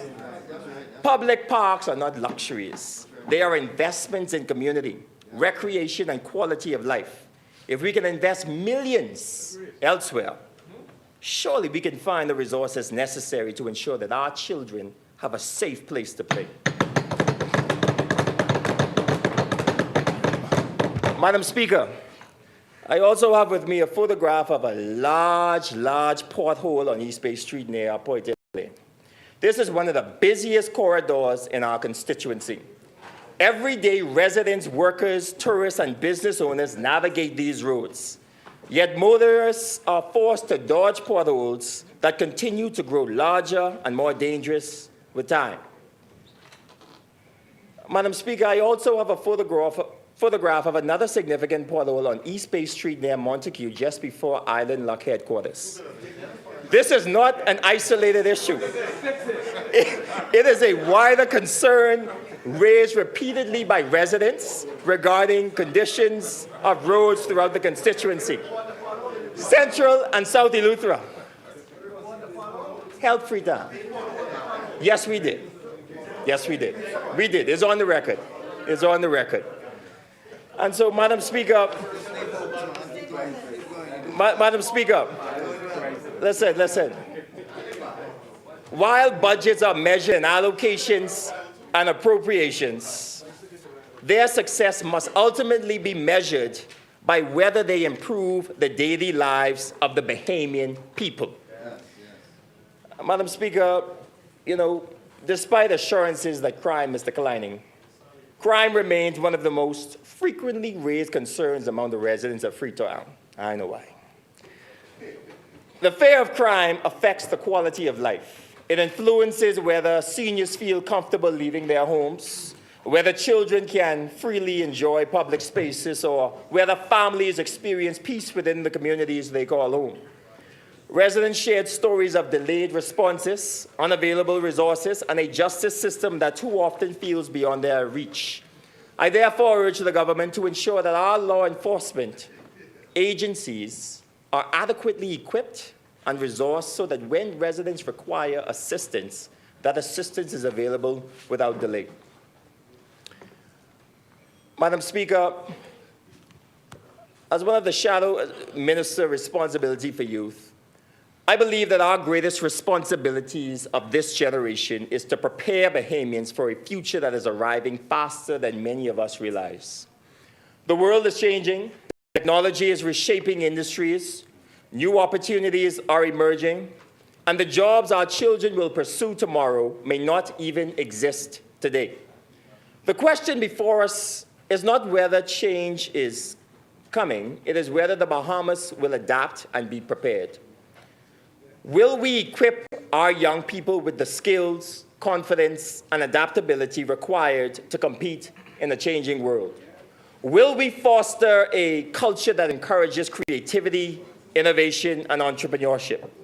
Will we ensure that our brightest minds believe that they can build meaningful futures right here at home? Madam Speaker, one of the most alarming statistics to me is that confronting this nation is not just found in our debt numbers. It is not just found in our deficit numbers. It is found in our classrooms. Less than 23% of BGCSE candidates have achieved a C or above English, math, and science, and less than 23% have proceeded. This means that more than 76% did not. If this House was debating a healthcare crisis affecting 76% of our population, we would declare that a national emergency. If this House was debating a crime crisis affecting 76% of our population, we would mobilize every available resource. Yet when 76% of our students are unable to achieve proficiency in the core subjects that determine future success, we call it business as usual. Madam Speaker, this cannot continue. Math gives our children the ability to use reason and logic to solve problems. English gives them not only words, letters, and grammar, but also the ability to reason and communicate their thoughts and their ideas. Science provides a basic understanding of the world, and it enforces creativity, critical thinking, and observation. Madam Speaker, the budget provides $30 million for scholarships and grants, $22.7 million for the University of the Bahamas, $12.6 million for grants to independent schools, and $5.9 million to UWI. These investments are welcome, but the question remains, what investment is being made to address the crisis occurring before our children ever reach tertiary education? The Department of Education budget makes provision for $7.8 million for a school bus service, its highest expenditure after salaries, but only provides a budget of $3.1 million, less than half of that sum, for educational supplies. When only 22.7% of BGCSE candidates achieved a C or above in English, math, and science, we cannot continue treating foundational education as an afterthought. Madam Speaker, Madam Speaker, Madam Speaker, a budget is not merely, you know, me and I'm gonna send up some good history. She's a good friend. Madam Speaker, a budget is not merely a statement of intentions. It is a test of credibility. When budgets consistently project outcomes that differ materially from reality, Parliament has an obligation to ask whether the assumptions underpin those projections were realistic in the first place. The people deserve more than promises. They deserve performance. They deserve budgets that are measurable and capable of delivering the improvements of their lives. Madam Speaker, while the inflation amount, as mentioned in the budget, averaged 0.6% throughout 2025. It does not fully capture the lived reality for Bahamian families. The Bahamas National Statistical Institute reported that consumer prices increased by 2.7% between February of 2025 and February of 2026. Housing, water, electricity, gas, and other fuel increased by 5.1%. Transport costs increased, health costs increased, and between February and today, gasoline prices have risen from an average of approximately $5.23 per gallon to more than $7 per gallon. Madam Speaker, I think of the grandmother seated in the gallery today from Camp Road. After a lifetime of contribution to this country, she should not have to choose between medication and groceries. I think of the businessman from Browns Alley trying to absorb rising costs while keeping his doors open and his employees in Freetown on the payroll.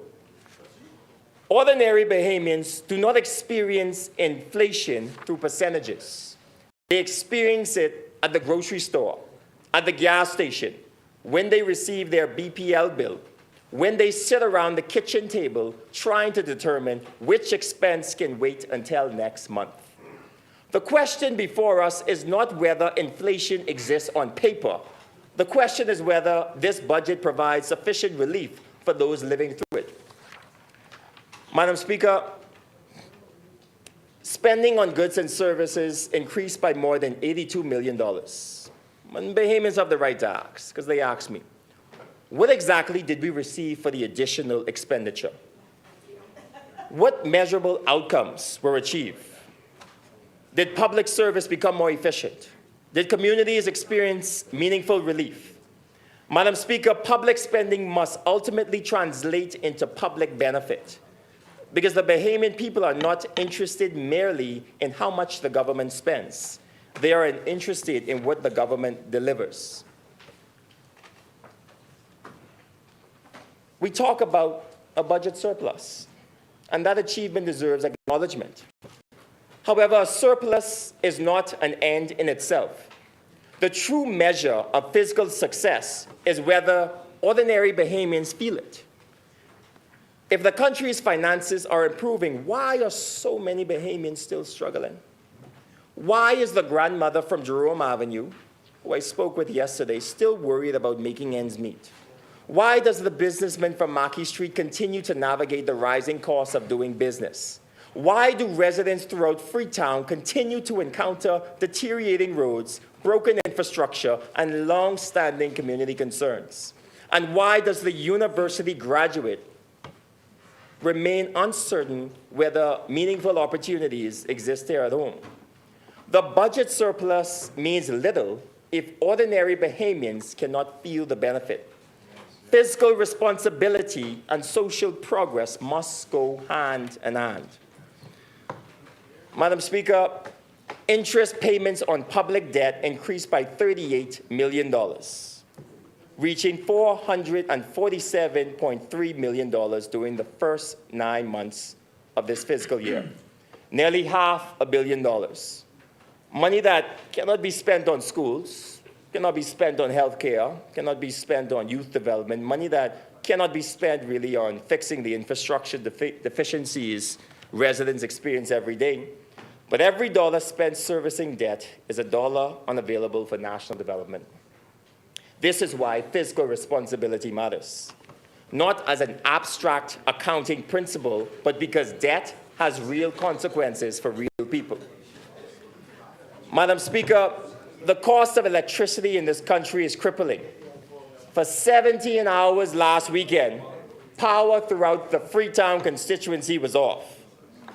And behind every BPL bill is a Bahamian family making difficult choices. Families trying to remain comfortable during the summer months, worrying about how they will afford the next electricity bill. Last week, the majority of businesses in Palmdale, a commercial area spent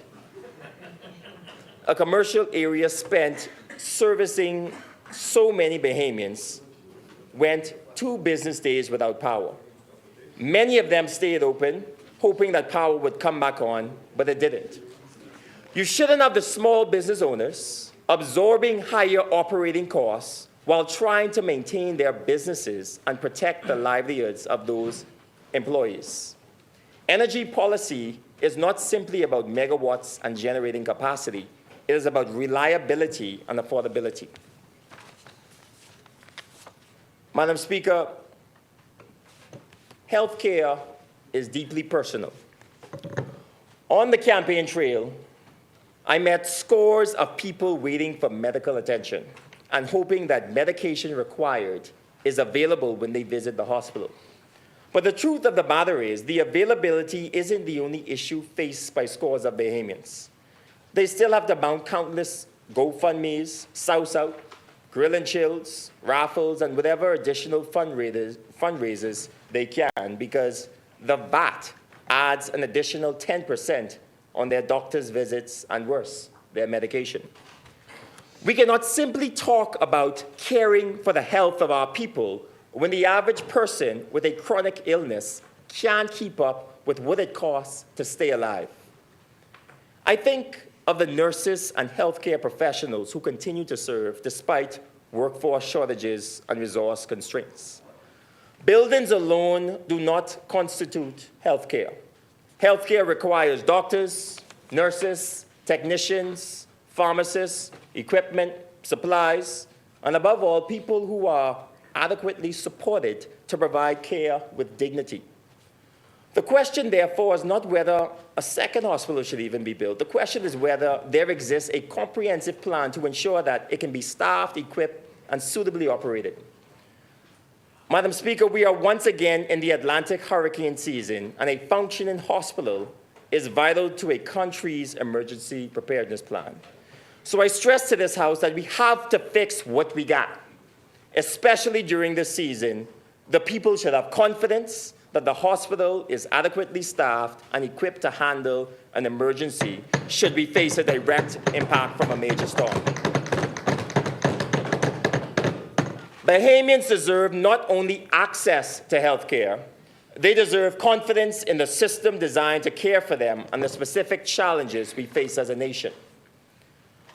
Madam Speaker, I wish to further highlight the issue of overflowing garbage at the Eastern Parade. Public cleanliness reflects national pride.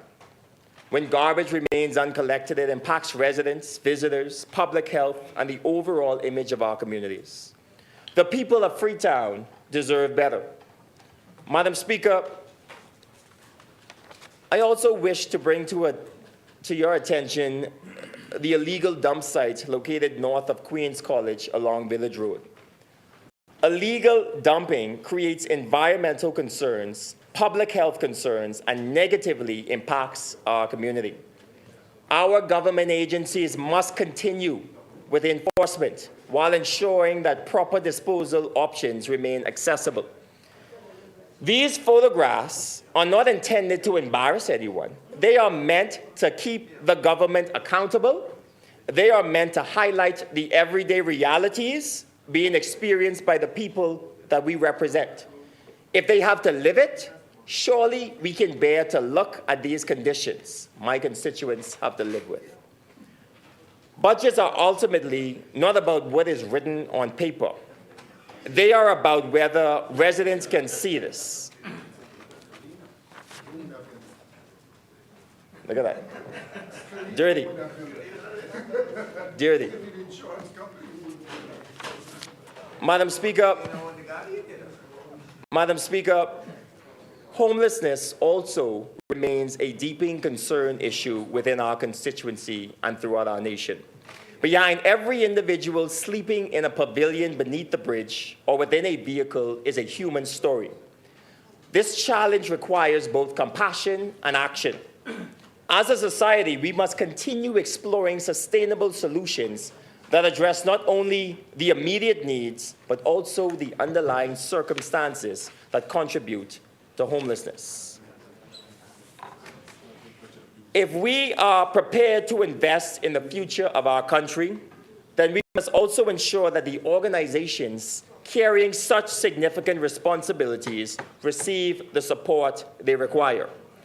Resources need to be directed to social services. We need properly trained social workers and more counselors to support the at-risk and mental health persons. Madam Speaker, I believe that one of the greatest responsibilities as we talk about the Ministry of Youth is to prepare Bahamians for a future that is arriving faster than we see. I think about the university graduate, a degree in hand, potential unlimited, yet uncertain whether meaningful opportunities exist here at home within the budget. Madam Speaker, where a child is born should never determine how far that child should go. Our greatest natural resource has never been what lies beneath our waters. Our greatest resource has always been the ingenuity, the determination, and the potential of our people. That is why we must invest in innovation. That is why we must invest in education. That is why we must prepare our people not merely to survive in the future, but to shape it. Because the future does not arrive all at once. It is built through the decisions that we make today. And the choices we make in this honorable House will determine whether future generations inherit a Bahamas that merely survives change or one that thrives because of it. I reject the notion that because we are a small nation, we must settle for small ambitions. I want, and we on the opposition want a Bahamas where our young people do not have to feel that they must leave this country in order to achieve their dreams. We want a Bahamas where entrepreneurship is truly celebrated, where education evolves alongside the needs of a changing world, where economic opportunity extends to every island throughout the Bahamas. Madam Speaker, a budget is more than an accounting exercise. It is a moral document. It reveals what a nation values. It reveals who benefits. It reveals the problems we are willing to confront, and it reveals the future we are choosing to build. Long after we leave this chamber, may it never be said that we lacked the courage to confront the challenges of our time.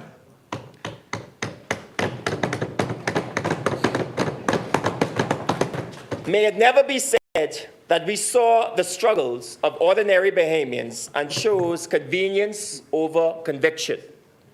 May it never be said that we saw wrong and did not address it. May it never be said that we inherited a nation built through sacrifice and failed to leave it stronger for those who would come after us. Madam Speaker, as I close, I return where I began, the people. The grandmother from Kemp Road, the businessman from Browns Alley, the businessman from Shirley Street, the graduate searching for opportunity, the parent trying to hold a household together, the senior who wants dignity, the young person who wants a chance, the family who wants to feel safe, the community that wants to feel seen. Those are the people who brought me here. Those are the people whose voices I carry, and those are the people that I intend to serve. Madam Speaker, the people of Freetown did not send me here to be comfortable. They didn't send me here to be silent, and they did not send me here simply to occupy a seat. They sent me here to speak when the roads crumble. They sent me here to speak when we see wrong in government. They sent me here to speak, to advocate when the communities are overlooked. They sent me here to speak when the systems fail. The question is simply this: when these promises don't meet reality, this opposition will hold you accountable. Yes. When there is a, that's it. We go hold you accountable. Madam Speaker, one speech will not fix every pothole. One contribution may not repair every broken part, but we go hold you accountable. No matter what comes our way, we may be 8, but we're mighty. And every elected representative must decide whether they will simply pass through public life or whether they will leave something better behind. Every generation has a choice: inherit decline or build renewal. Madam Speaker, once again, I've made my decision. I've said it before and I will say it again. I am not prepared to leave Freetown the way that I found it. And this opposition is not prepared to just sit down. We will hold the government's feet to the fire on every issue, every day, every week, every year, over these next 5 years. By God's grace, we choose service. By God's grace, we choose hope. Yes. By God's grace, we choose to build. Yes. For Freetown, for the Bahamas, for generations unborn, Madam Speaker, and those from the Freetown constituency, thank you.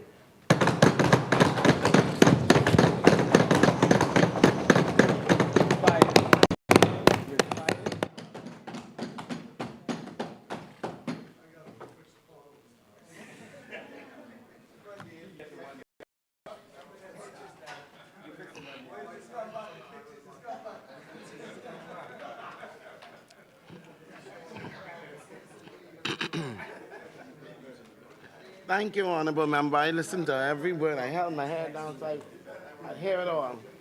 Maiden speech was good. Good. As many?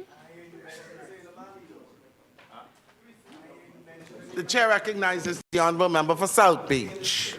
Which beach? South Beach. Thank you, Madam Speaker. Thank you.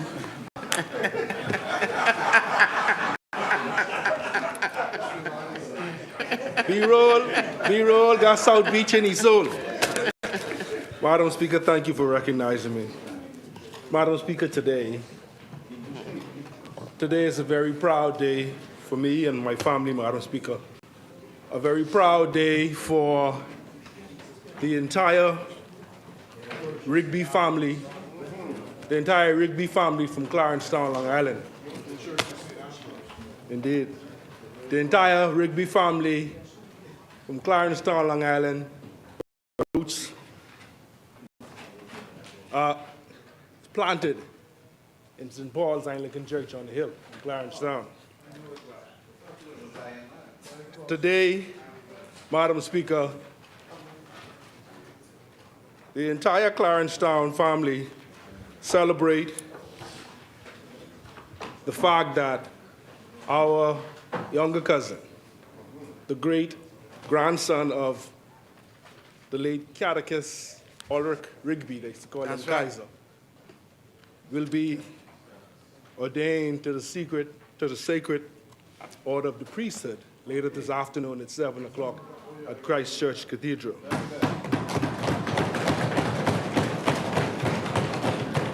Madam Speaker, I wanted to say that on the record that we are very proud of him. My wife, Kim, and the boys, we want to celebrate with him today and to let him know that we will continue to pray for him as he continues and begins his ministry in what God has called him to do. But, Madam Speaker, I rise today to contribute for the first time in this new Parliament session on behalf of the people, the hard-working, resilient people of the South Beach constituency. And let me say from the beginning, Madam Speaker, that in my view, Tuesday, May 12th, 2026, was the Lord's doing, Madam Speaker. And it was marvelous in our eyes. And Madam Speaker, with that I convey my sentiments of jubilation to you, who, again, we see standing at the gate of our parliamentary democracy to adjudicate righteousness, fairness, and justice as the guardian of this august institution. Madam Speaker, I once heard it said somewhere that the degree of separation between arrogance and confidence is a very thin line. Well, Madam Speaker, I stand here in this place as a member for South Beach. And while I do see, Madam Speaker, some people here that were here in the last session, I look around equally, Madam Speaker, and note that there are some persons that are missing.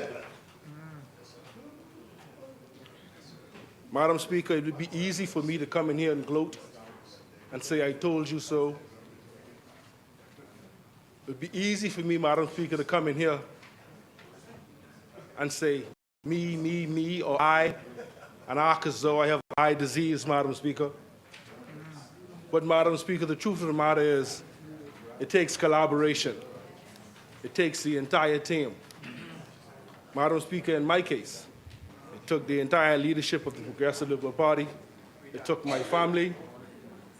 It took a wonderful team, a very skillful and strategic campaign coordinator, Chris Simonet, a very skillful and capable campaign manager, Ms. Colette Butterfield, and a hard-working team that hit the ground every day, Madam Speaker, that wouldn't give up.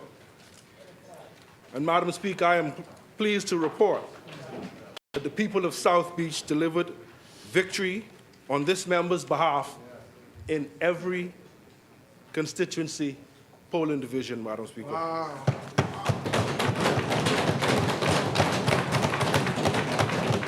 Madam Speaker, this member, the whole hog. Madam Speaker, this member has knocked on doors. This member, Madam Speaker, has walked in every corner. This, Madam Speaker, sat in many front rooms, prayed and played, and even cried with many of my constituents, Madam Speaker.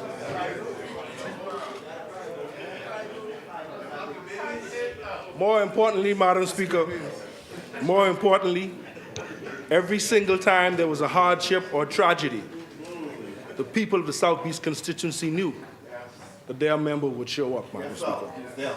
They know that he would show up and stay with them until the end, Madam Speaker. That is why, Madam Speaker, that is why we are here again today in this place, to continue the work on their behalf. South Beach knows that he is here by the grace of God, Madam Speaker. So to my wife, Kim, our sons, the team from South Beach, the hardest working set of troopers you could ever meet, Madam Speaker, and to the Almighty God, I say thank you once again. Lastly, on this note, Madam Speaker, South Beach, you know me. I shall do as you are accustomed. I shall speak on every occasion possible. I shall lobby and agitate with great vigor. As much as practically possible, I will partner with as many agencies, authorities, and associations necessary to continue to provide the constituency of South Beach with the best representation it has ever seen. So polling divisions 9, 10, and 11, I say that your member of parliament is still working on your public transportation. Polling divisions 4, 5, and 3, I still believe that 21st century infrastructure and drainage solutions is priority. Polling division 6, I will tell you that with the help of the Minister of Housing, Pinecrest 2 is on the way. You know, Madam Speaker, when I first went into South Beach, I was told, and the talk was, you know, Bahamian people like to talk. The talk, Madam Speaker, was only Mike Smith could two-peat in South Beach. Well, Madam Speaker, I did my research. He was an outstanding member of parliament. Par excellence, Madam Speaker. But, Madam Speaker, I will tell you, based on recent events, based on the plans that I see afoot and the progress we have in mind that I see in this budget, I got a feeling that soon it can be a different talk in South Beach, Madam Speaker. Madam Speaker, I believe that soon they can say some other things in South Beach, Madam Speaker. So, Madam Speaker, I say once again, thank you very much to the people of South Beach. You know where my heart is. B-Roll got South Beach in his soul. Madam Speaker, I turn to my presentation on this year's budget as the Minister of State for Social Services. And before I begin, Madam Speaker, let me just say how thankful I am to the member for Cat Island, San Salvador, and Rumkey, who saw it fit to promote me. I will do my best to ensure that I will not let him down. Him, the people of South Beach, or the people of the Bahamas down. Madam Speaker, the 2025-2026 budget allocation for the Ministry of Social Services, Head 43, was $19,168,559. For 2026-27, it is now $8,987,958, representing a decrease of some $10.1 million, Madam Speaker. You will note that the Broadcasting Corporation of the Bahamas and the Bahamas Information Services are no longer with this portfolio, hence the decrease. The 2025-26 budget allocation for the Department of Social Services, Head 44, Madam Speaker, was $53,074,475. And for the 2026-27 budget, it is $55,236,894, representing a small increase of $1.2 million. In this presentation, Madam Speaker, it is our aim, and we wish to highlight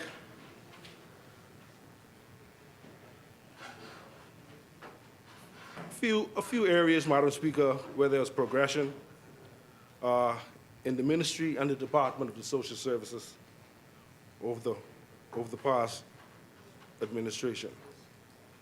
And so we look to the National Disability for Persons with Disabilities, the National Commission for Persons with Disabilities. The National Commission for Persons with Disabilities was established to protect the rights, promote the responsibility, ensure accessibility, encourage inclusion, and advance equal opportunity for persons with disabilities. In addition, the Commission was adopted, or has adopted, the Community of Persons with Disabilities mantra, which is nothing for us without us, Madam Speaker, to ensure inclusion and to maintain dignity. Madam Speaker, I am pleased to report that the Commission was able to make many positive achievements, including the following: the establishment, Madam Speaker, of the Adult with Disabilities Day program, which is a vocational program, a vocational development and life skills training program to develop the skills and potential of persons with disabilities over the age of 18. This initiative commenced, Madam Speaker, as a 2-day program in September of 2024, providing free lunch and free accessible transportation to participants. By October of 2025, Madam Speaker, the program moved to the Nassau Village Community Center, where over 30 adults with disabilities participated. The program, Madam Speaker, has expanded to 3 days per week due to the increase in demand, and we anticipate continued growth, Madam Speaker. The NCPD also purchased a much-needed accessible van or bus for the participants of the Adult with Disabilities Day program, at a cost of $165,000, Madam Speaker. The bus will be used for the larger community of persons with disabilities as well. The Commission continues distribution of complimentary wheelchairs, walkers, and canes to persons with disabilities, Madam Speaker. The Commission held ongoing town hall meetings in New Providence and the Family Islands to inform the community, inclusive of persons with disabilities, regarding the work of the Commission. During these information sharing sessions, Madam Speaker, persons with disabilities were registered. So we now have a register of persons with disabilities for the entire country. Free distribution of decals for vehicles of persons with disabilities, Madam Speaker, continue. And we will continue to issue these, permitting them to park in designated spaces.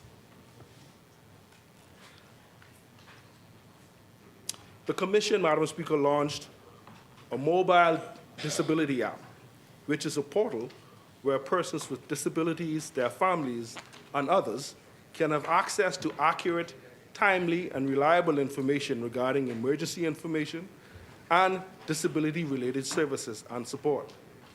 This app is a free download in the Google and Apple Store for mobile devices.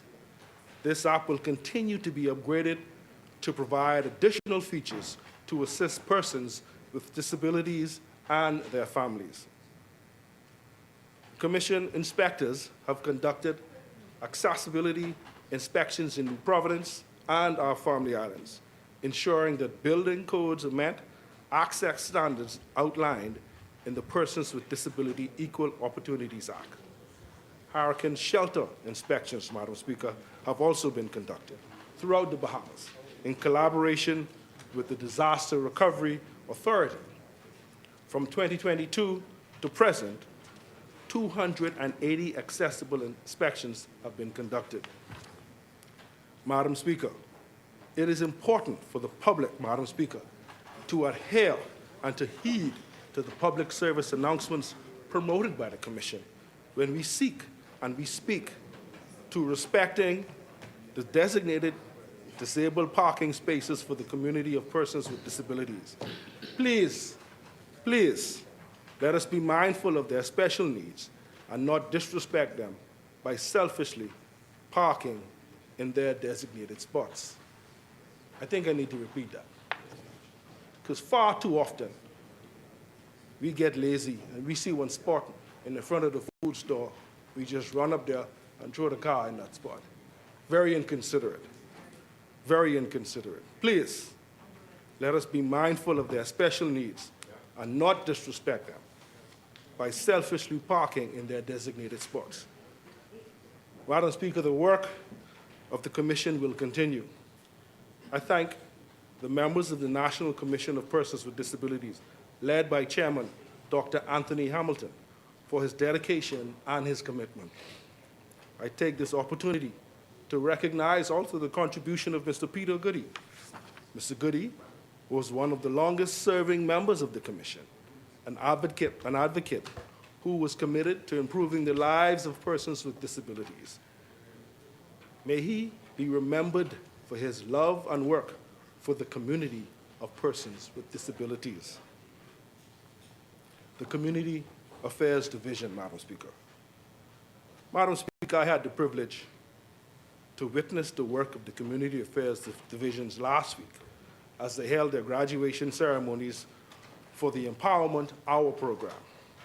The ceremonies were held at the Flamingo Gardens and the Pinewood Gardens programs, where a total of 110 persons graduated from this program, Madam Speaker.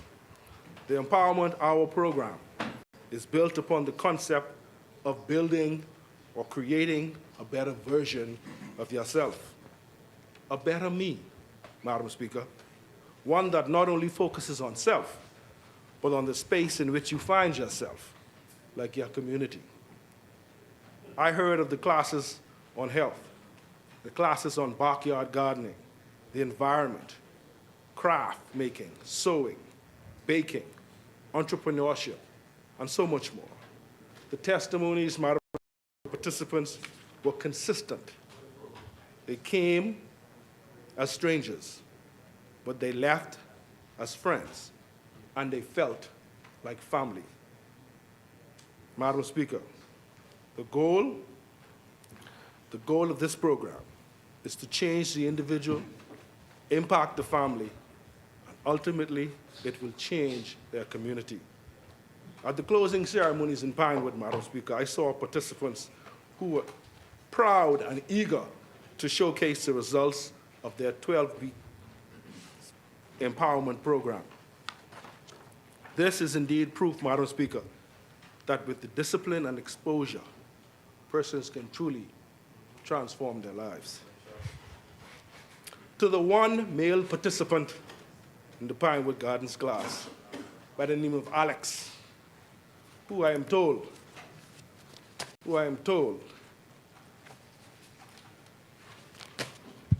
he wore to the graduation ceremonies, he wore a suit.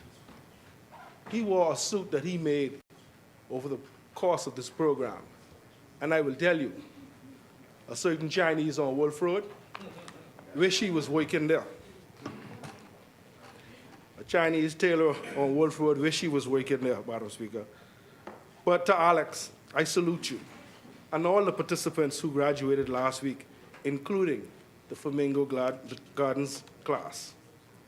To our partners, the churches, Pastor Henry Monka of Good News Seventh-day Adventist Church in Flamingo Gardens, and Pastor Reverend Eileen Johnson of Lighthouse Fellowship Church of God, Pinewood Gardens.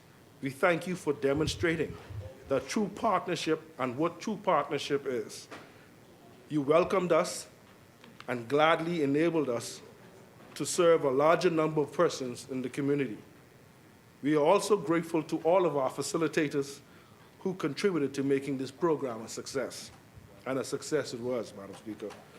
I am told that Chief Probation Officer Lisa Boleg started this initiative, and she retired earlier this year. Mrs. Boleg, we thank you for your service. With your foundation, Dr. Shanique Davis and the team have been able to make further progress. The Empowerment Hour programs will continue throughout all constituencies, Madam Speaker, with the intent of eliminating or reducing social ills such as poverty, social isolation, mental illness, and non-communicable diseases. It will also encourage social and economic empowerment, inclusion, equity, equality. It will build camaraderie among the residents, businesses, and community organizations, and enhance or develop new skills.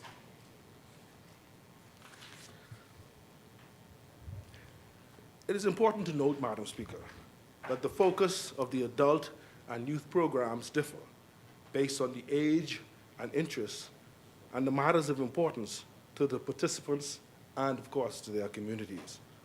So we say that to say that these programs can be tailored to the various needs in the various constituencies. Come in and have conversations with us, and we will help you as we develop those programs for you. And now I'll turn my attention, Madam Speaker, to the Department of Social Services. Madam Speaker, I'm pleased to announce that an allocation of $750,000 has been allocated in the 2026-2027 budget for the Department of Social Services to address autism.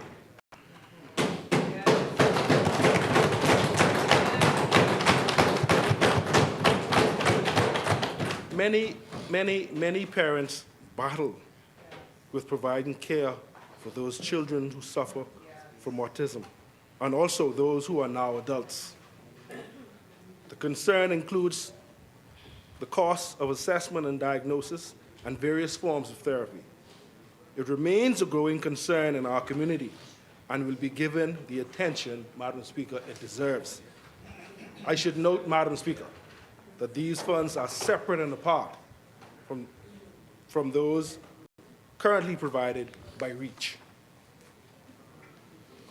Continuing with the Department of Social Services, Madam Speaker, you would know that it is It comprises of 18 divisions and units. Since the last budget communications, Madam Speaker, the department continued its transformation. We recognize that the internal customer must receive attention in order to give the very best to our external clients. This means providing improved working conditions conducive to productivity.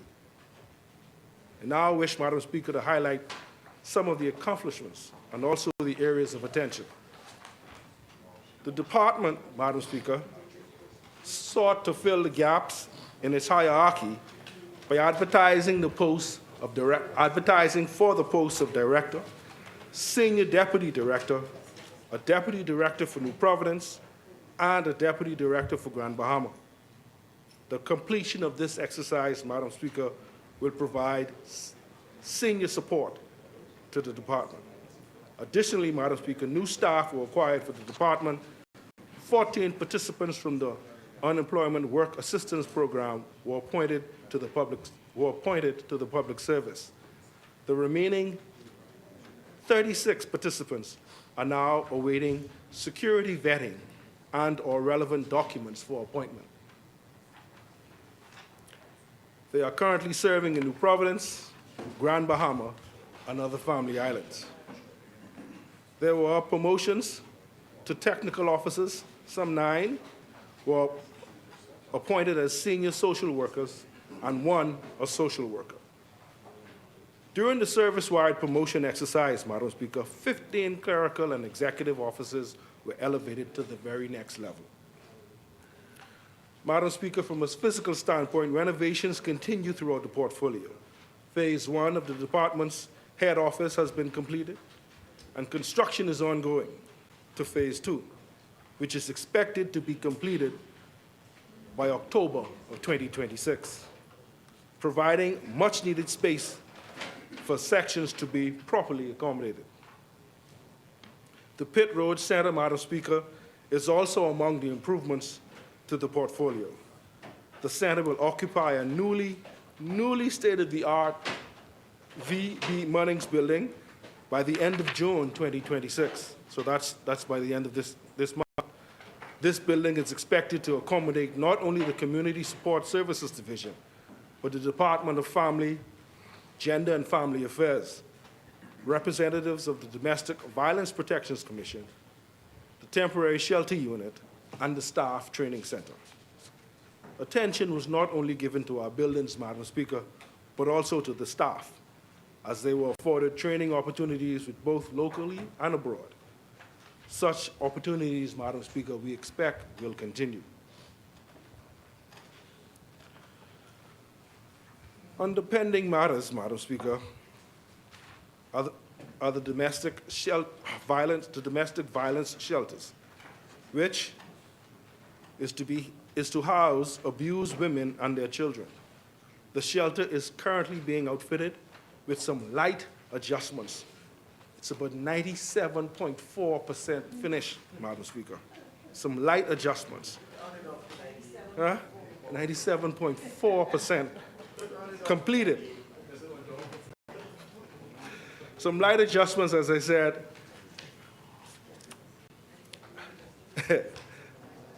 And the work should be completed by the end of this summer. It's a wonderful space, Madam Speaker.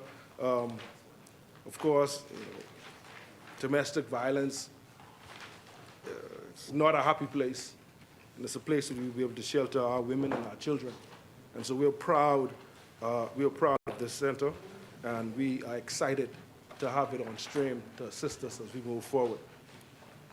Renovations are also slated for the Elizabeth Estates Children's Home, Madam Speaker.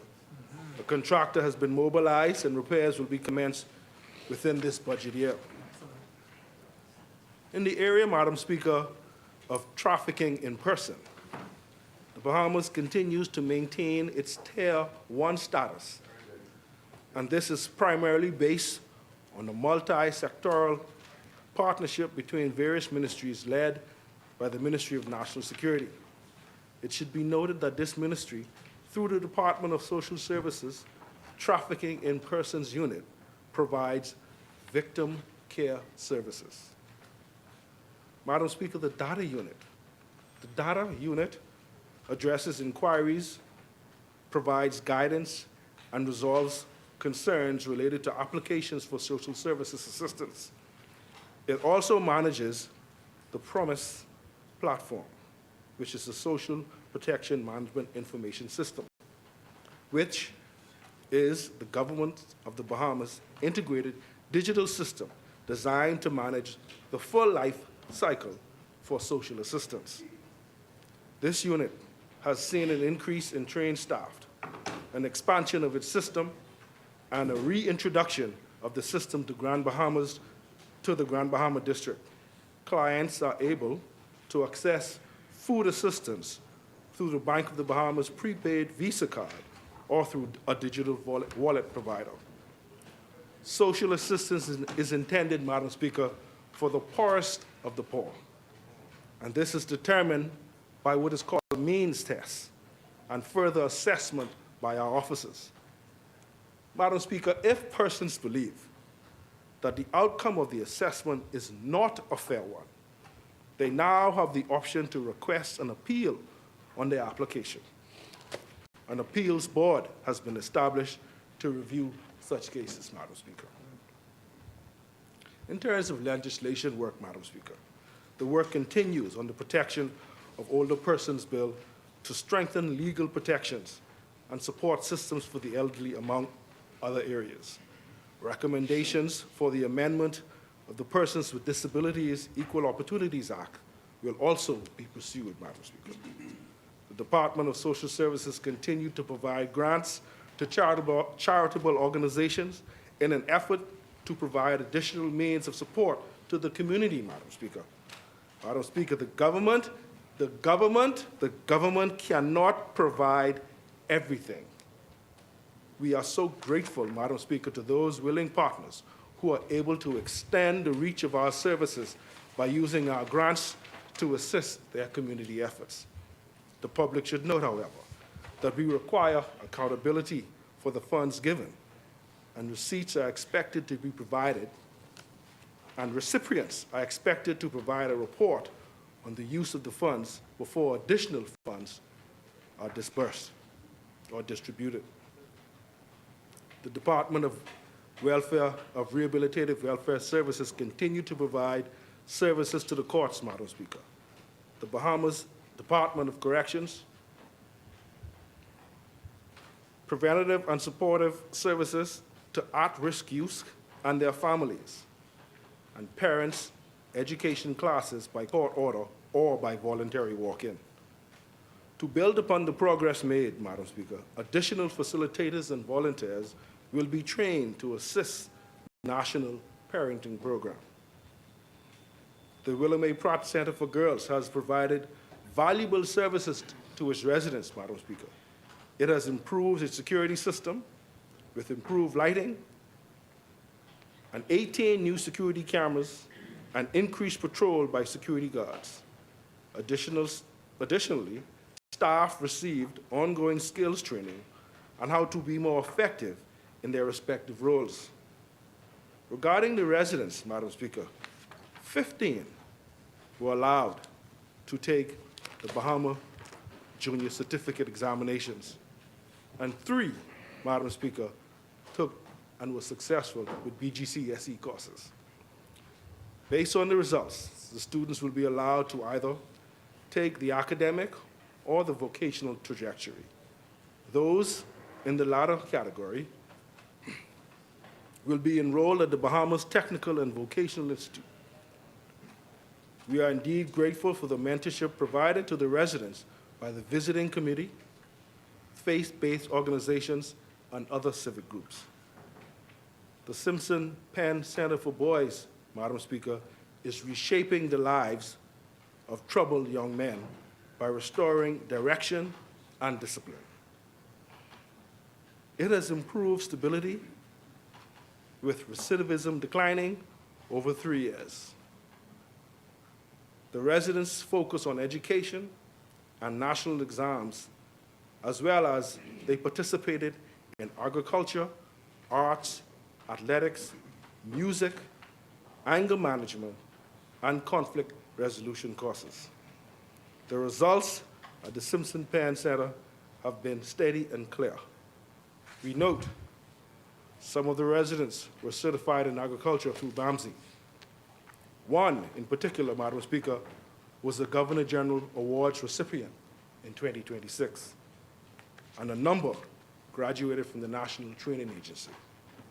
All, Madam Speaker, were certified in soft skills through BTVI.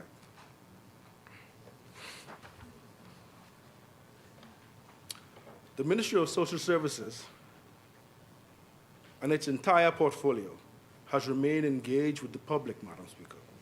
We have shaped our story, taking social services to the people through our television programs and through our radio show, In the Trenches, which is a branded segment of the immediate response show with host Spence Phillison.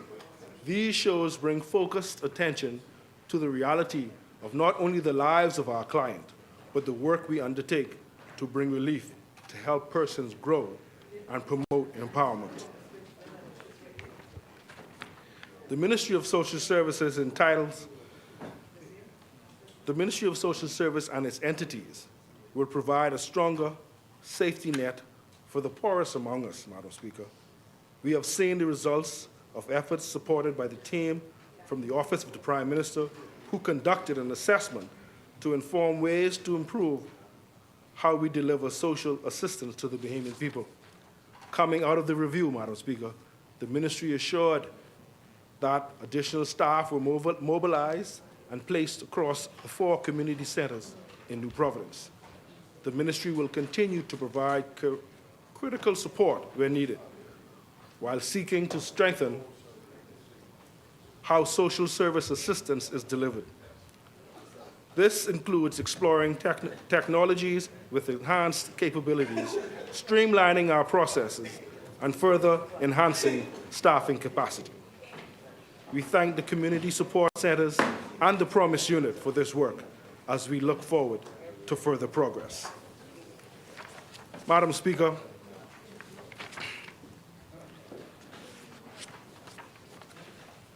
I also extend thanks to the entire senior staff management team and the staff under the portfolio of the Ministry of Social Services for their warm welcome to the ministry.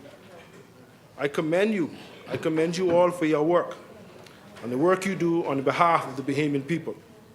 From the outside, I will tell you, Madam Speaker, from the outside looking in, you will never understand the many moving parts in this ministry.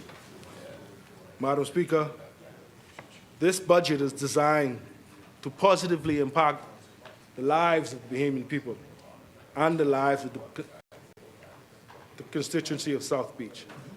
This budget, Madam Speaker, will positively impact this Bahamas. South Beach supports the Prime Minister and his trusted Minister of Finance, Madam Speaker. South Beach supports this budget. South Beach rests. Yes,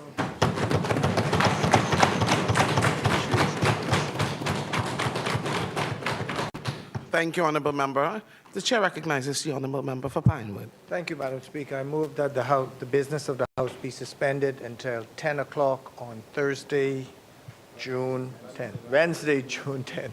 Wednesday, June 10th. Thank you, Honourable Members.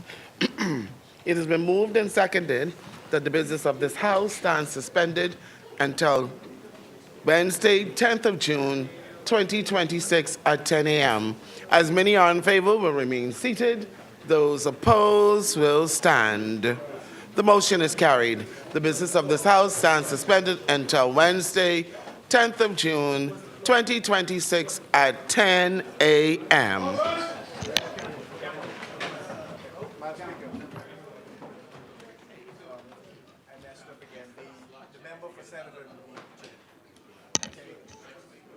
Honourable members, tomorrow, the Honourable Member for Centerville will ascend the floor as we begin debate tomorrow.